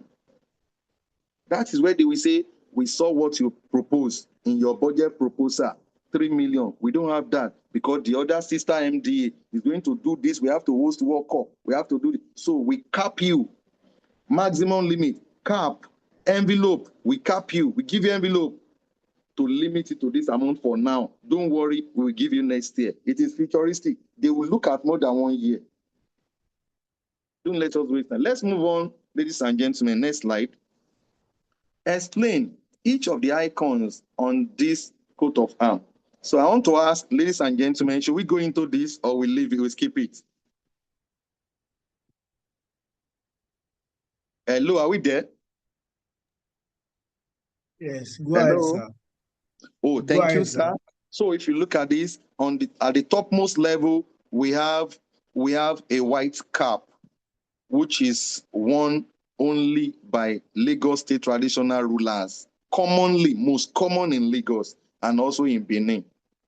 Most common. If there's any other place they wear it, maybe Ogun State, maybe few in Ogun State, but it's more common in Lagos. All the classes of chiefs that I know wear it. Okay, here it represents authority, it's a symbol of authority. Under that cap, you will see leaves there, green leaves. That leaf is representing longevity. It's ewe akoko leaves that they use to bless anybody that has been enthroned as a new traditional ruler in Yoruba land. They use akoko leaves, they put it under their cap. Here, it is representing longevity. That is long or sustainability, but actually they call it longevity. Okay, now on both sides of this shield, you have coconut tree or coconut palm everywhere in Lagos, in Badagry division, Ekpe division, Lagos division, Ibile, Ikeja division, Badagry division, Ikorodu division, Lagos division, and Ekpe division. You will see these plants. It even inside Alausa is there. It grows everywhere naturally. It is a symbol of agriculture. It's because of the nature of our land, because of our topography and our soil culture. So it's a very, very, but don't let us, I want to say it's a very, very rich plant. I want to start talking about when we're very small, it takes years to germinate, to come. It can take up to 3 years before you can see it when you plant it. Let's leave that one. So it's a symbol of agriculture here. Now, we have the red color representing commerce. We have the yellow color representing transport. That is, if you want to remember, they say color of our commercial bus and taxi, they are yellow. So it's a symbol of transportation here. You see the blue color there is representing water. They call it aquatic splendor. Water everywhere around Lagos. God really bless this state. May God continue to bless Lagos and anybody that love this state. May God continue to bless them. That's the only place that we have. Okay, fishermen. You saw those. That symbol is representing, that picture you see, the picture of fishermen is representing the traditional occupation. As I said earlier, if you go to Badagry, you see fishermen, right from our history. If you go to Ekpe, you see fishermen, right from our history. If you go to Ikorodu, you see fishermen. If you go to Lagos Division is made up of 5 local governments. Lagos Division is different from Lagos Island. Some public servant will be calling Lagos Island Division. There's nothing like Lagos Island Division. No, we have Lagos Division. Under Lagos Division, we now have Lagos Island local government. After Lagos Island, we have Etiosa local government. After Etiosa, we have Lagos Mainland local government. After Lagos Mainland, we have Apapa local government. After that, we now have Surulere local. They are together like that. That is where Nigeria started from. That is where we have Lagos, the Lagos that was visited by the Portuguese. They are the one that give us this name, Lagos. It's not an English word. So my people, when we are very small, when you see any elderly person, they will say Lagosian because it's not an English word. They say Lagosian. But when I get to the south, people start saying Lagosian. When I get to school, they say Lagosian, Lagosian. But our people call it Lagosian. If you go to where we have elderly people is Lagos because it's a Portuguese word. So which one? Okay, now we have a circle, which is a wheel, like a gearing wheel. Inside that red, it represents industry. If you remember the symbol of labor, they use this thing. So that wheel is representing industry, also called power. Under the yellow, that yellow background, on top of that yellow, you have cowrie shells. It represents the oldest medium of exchange, as in money for doing business, oldest medium of exchange. I think we have explained everything there. You will notice that the shield is divided into three. 1, 2, 3. There is a three line that look like Y in the middle. That three line represent the past, the present, and the future. Past, present, and the future. So that's that. If we have any question about Lagos, we are here. We answer that. So let's leave that one. But remember, Lagos Island is different from Lagos Division. Lagos Island is from Obalindi.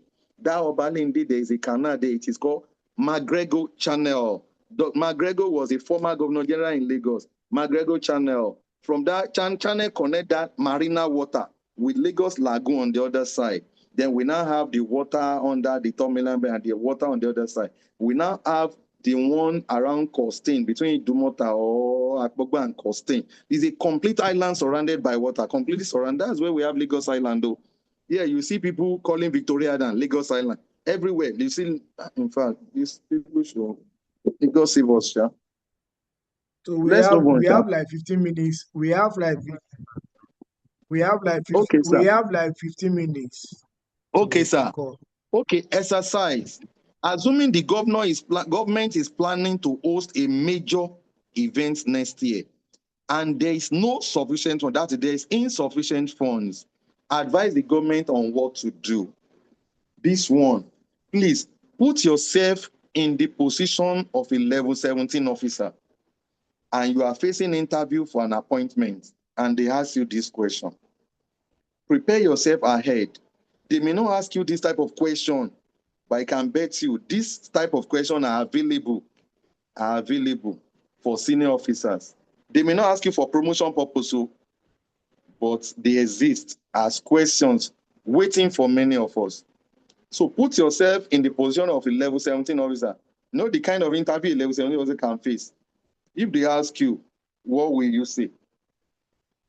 Okay, since we don't have time, I'll just wait for like 2 responses, only two.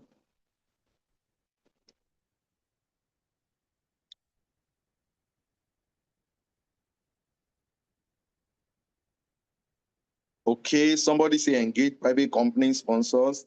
Thank you. International organization to co-fund. Thank you. Okay, thank you for that response. Thank you.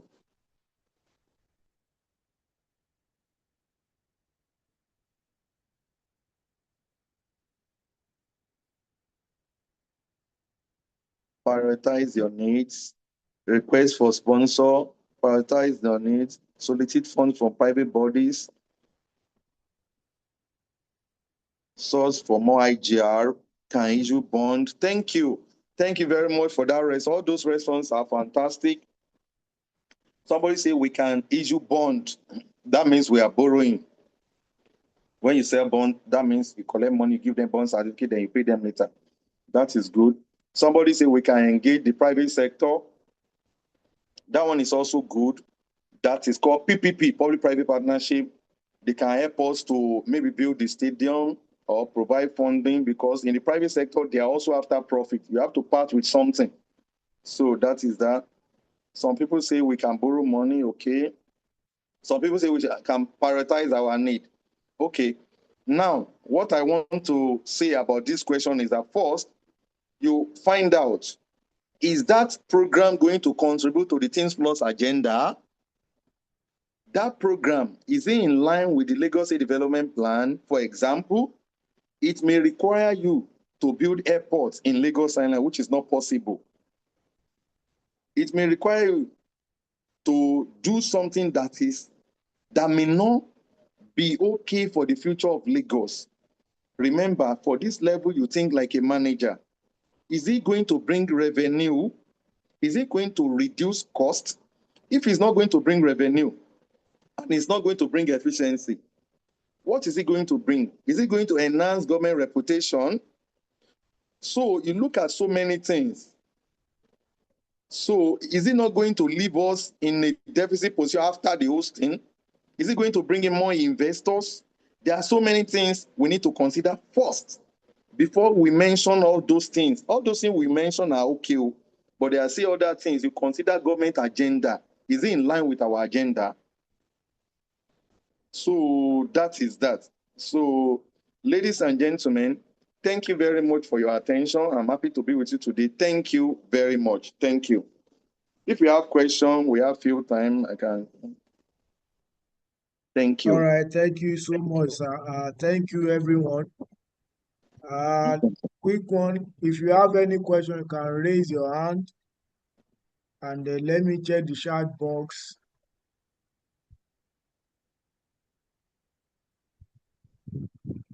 Because of time, so that we can go and prepare for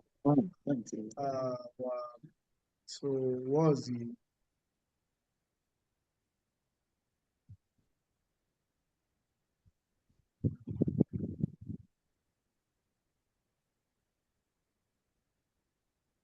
right?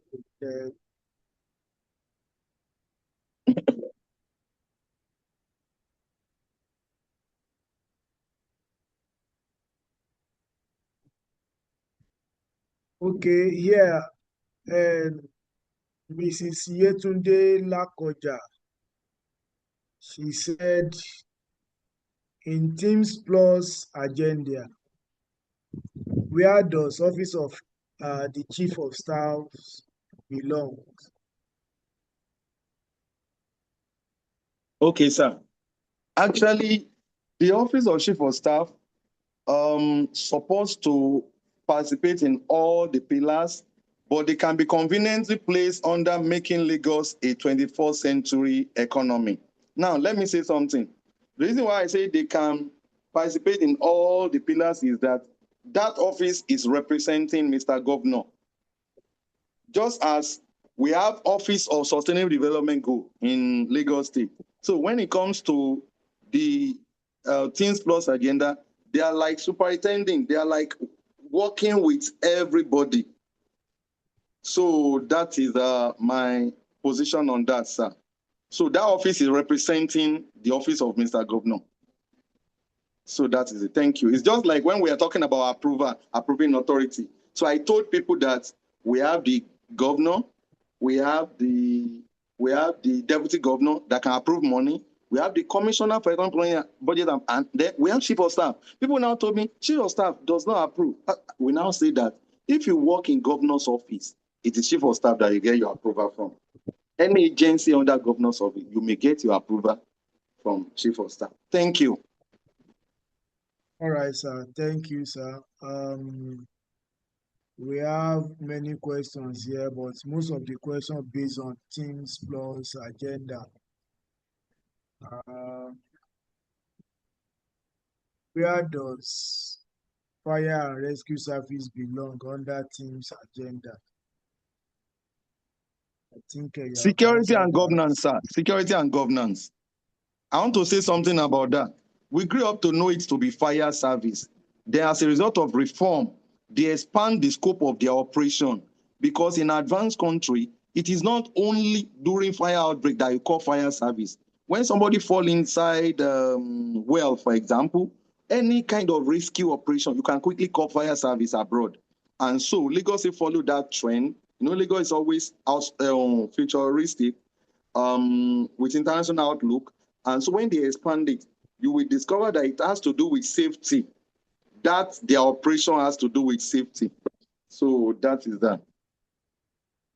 Next question, sir. Any other question? Right. I'm trying to check through on these notes. I think okay. Bankole Bangbadebo. I said, can you please summarize the LSDP in 2 minutes, sir? Okay. The LSDP is a long-term plan. It's a long-term plan that covers a period of 30 years from 2025 because it has been revised. It was originally 2025.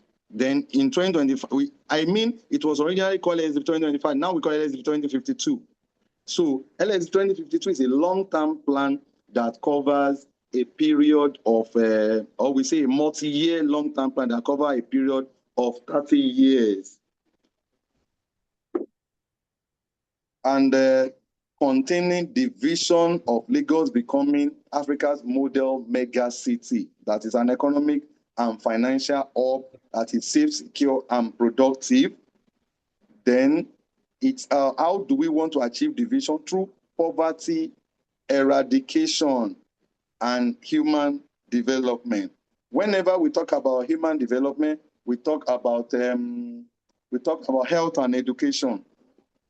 Anywhere around the world, whenever they're talking about human development, the focus will be on health, and that is why those advanced countries don't toy with health and education of their citizens. It is foreigners that will pay for it. Citizens don't pay for school, or they get soft loan. So, and then access to health insurance and so on and so forth. So that is that about Lagos State development plan. So it has 4 dimensions and some policy trust. But I don't want to go more into that. Thank you. All right, thank you, sir. Oladele Rashid Babatunde was asking who designed Lagos State's coat of arms? The person that designed Lagos State coat of arms, sincerely, I don't know. The only thing I know is that Lagos has a coat of arms about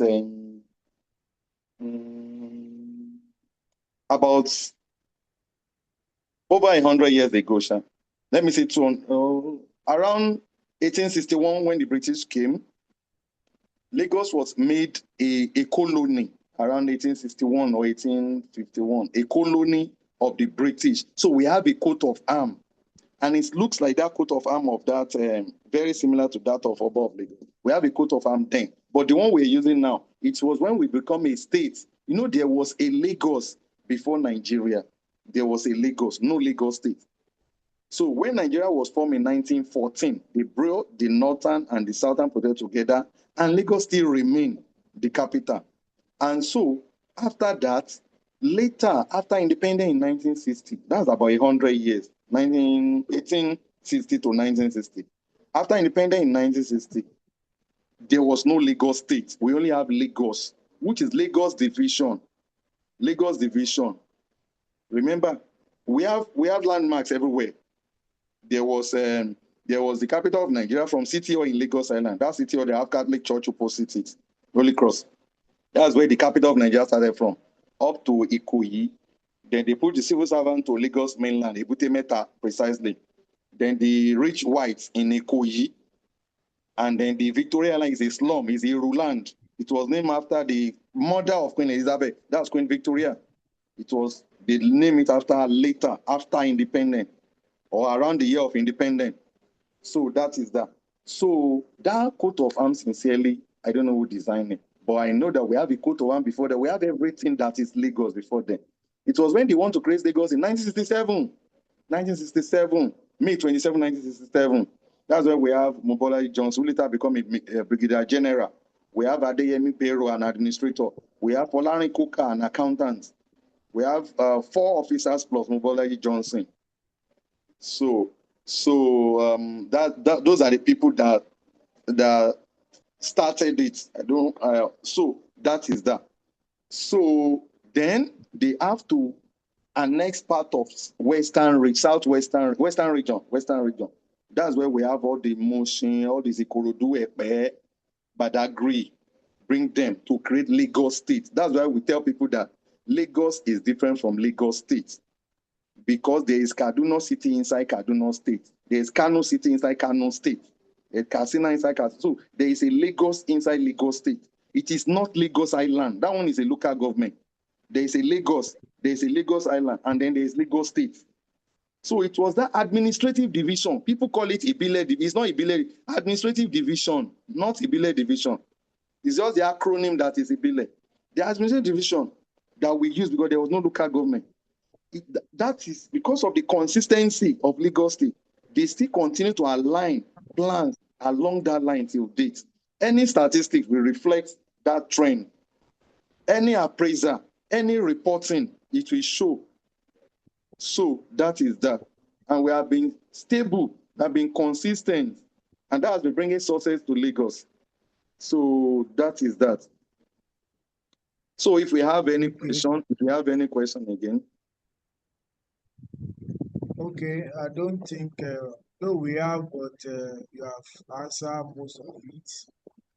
Everybody just want you to explain the alignment of Teams Plus agenda with their agents, and with that, That will be that one will be individual yes, question. That's why we show so many. time is going. So time is going. Are we okay? Oluwadare Raji. Quick on Raji. Your name, your ministry. You have the floor.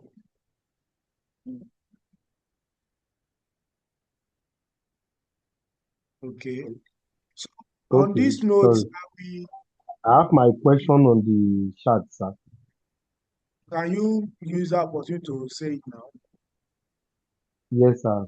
Sorry, sir. I will use the opportunity to first appreciate our person. Thanks so very much, sir. So please, I ask a question there that between a G11, GL11, 10 level officer that is a career professional certified and a GL12 that is without a career professional certified certification, please, among these two people in the system, how would they be reckoned to when it comes to hierarchy of job in the office? Okay, sorry, I want to get it properly. You are saying that an officer on a lower level with professional qualification and another officer on another level without professional qualification. Is that what you are saying? Yes, sir.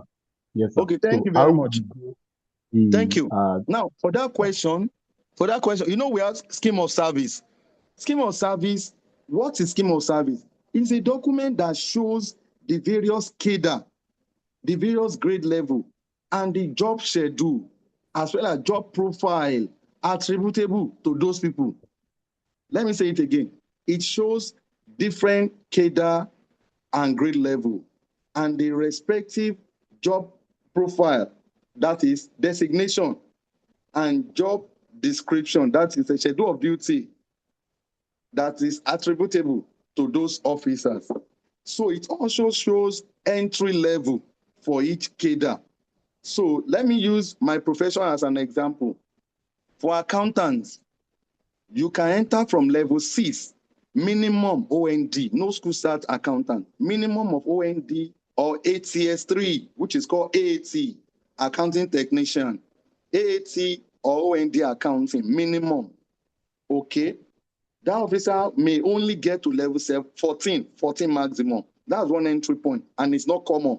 People don't present OND again. That's why we have level 8, level 10, doing level 6 in the system.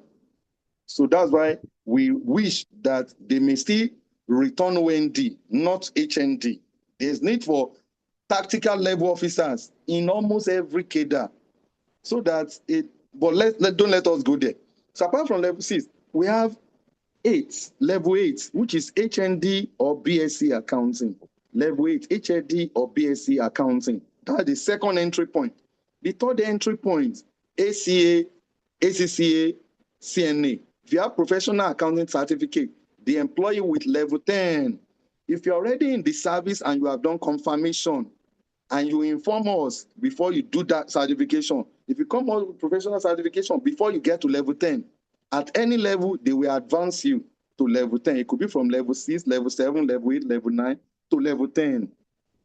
I also benefit from that. From level 8, I passed my professional exam. I presented it.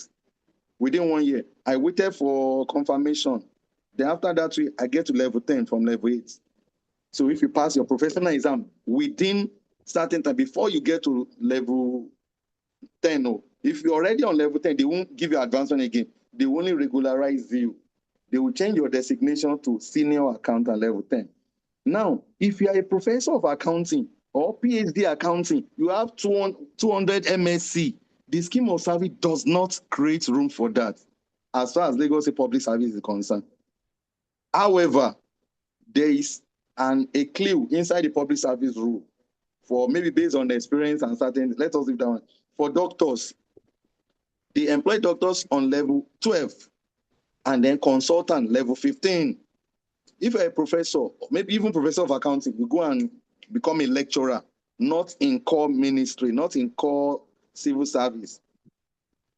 So now, to answer the question properly, if the junior officer has a professional qualification that is qualified for a higher entry point, and he made it official as at the time of acquiring that qualification, and the officer presents it to a PMB as appropriate, he followed the appropriate steps, the officer will be elevated to that required level. But as long, even if he qualifies, as long as officially they have not redesignated the officer to a higher level, he will continue to be under the supervision or reporting under that the senior officer that does not have professional qualification. In my profession, if I am on level 9 or level 10 and I don't have professional qualification, and in level 8 has that professional qualification, the level 8 will be recognized more than provided that he has presented and he has been elevated to level 10. So we are now at par. Maybe we are on level 10 together. He is my senior. So that is that. However, if both of you are above that level, maybe you're on level 13, and that qualification only take person to level 10. If both of you are on level 13, it is still the same thing. However, they will give recognition to the person as per technical competence, as per accordance of responsibilities.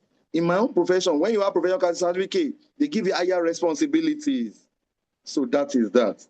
So I hope I answered the question. Thank you so much, sir. Very well, sir. So on this note, I will call one of the participants to give a vote of thanks on behalf of all the participants. So on this note, I will call on Ikelomo Okebukola. Mrs. Ikelomo Okebukola, unmute yourself.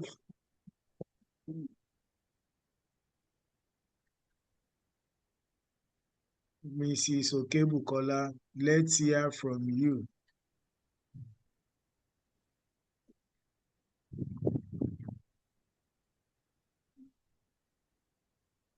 All right.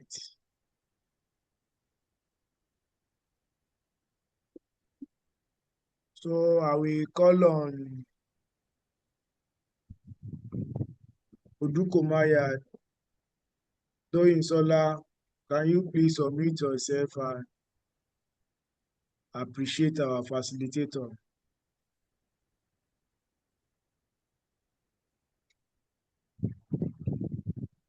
Mrs.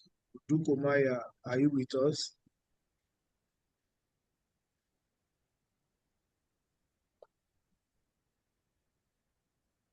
All right. Good evening, Okay, sir. Thank you so much, Mr. Rosu. In fact, it has been a wonderful time. We've had you like almost 3 times for this session, and it has been an insightful one for all the time. So we really want to appreciate you. And Mr. Jamil, we want to thank you for being there all the time. We pray that the Lord will continue to bless the work of your hand and will prosper you. Amen. And to all Thank you. participants, congratulations. We'll see you on the greater heights in Jesus' name. Thank you, sir. You're welcome. Thank you very much. Amen. So thank you so much, Mrs. Odukomaya. And please make use of the chat box. I've sent the link to join our channel to the chat box. If you are interested in this section slides, join our channel so that we have sent it there already so that you can get your copy from there. And also go through don't stress yourself, just go to our YouTube channel, listen again to all our videos past sessions. All this will guide you. And don't forget, we are ending our promotion series today. So as from next coming Sunday, we will go back to our Sunday knowledge sharing program. Please join our channel for the updates. Don't say because of examination you will not learn again. Please, learning is continual process, so you need to learn every day. Don't learn only because of purpose, because I have this, I have that. No, keep on learning so that you can, start exercising your brain. Our brain needs learning, updates, like our phone. You can see your phone at times, even without touching it, it will just hibernate and I'll tell you that it's doing what? Updating. So we need to update our brain also. Thank you once again, everyone, for joining us. Thank you, Mr. Rasul, for your time. Thank you, We sir. appreciate you. Despite you are one of the eligible officers, so you are still making the time. You say you don't want to be selfish, so you want to carry everybody along. May God elevate you too, sir. And a Amen. very big thank you to Association of Senior Civil Servants of Nigeria. Ever since Thank you. inception that the core circular came out from Civil Service Commission, they are taking this upon their head and sponsor every one of us to benefit from this. Thank you to them.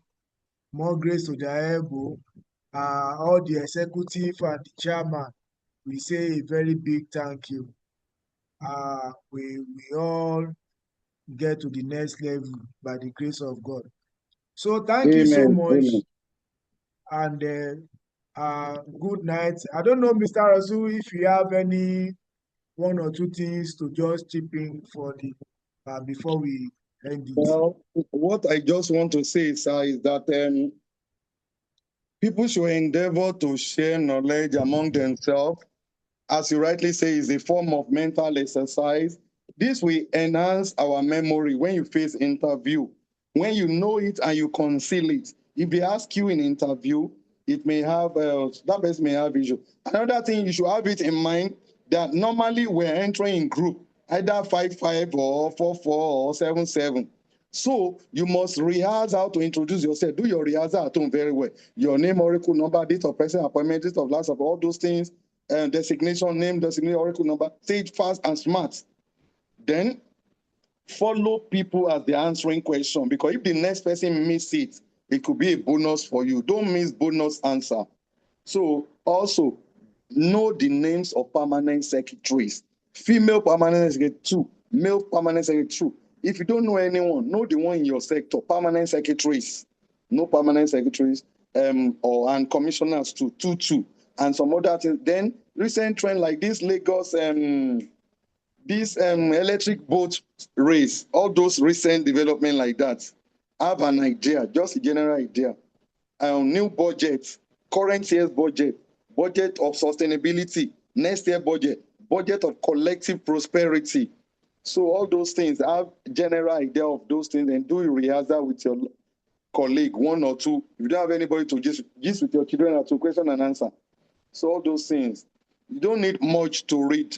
Practice and rehearse. Then follow the news. Follow news. So that is that. I know that by special grace of God, we are all going to succeed together. Just believe it. Have it in mind. Have the belief that you will succeed. Don't be scared of anything. dress properly, get there on time, pray. So that's it. After your interview, don't discuss it with anybody. Go home and relax. Don't discuss with anybody. When you do exam or interview, don't discuss with anybody. What happened to you there? Don't discuss with anybody. Forget it. So I wish you the best. God bless you. All right. God bless Thank all you of so us. much, sir.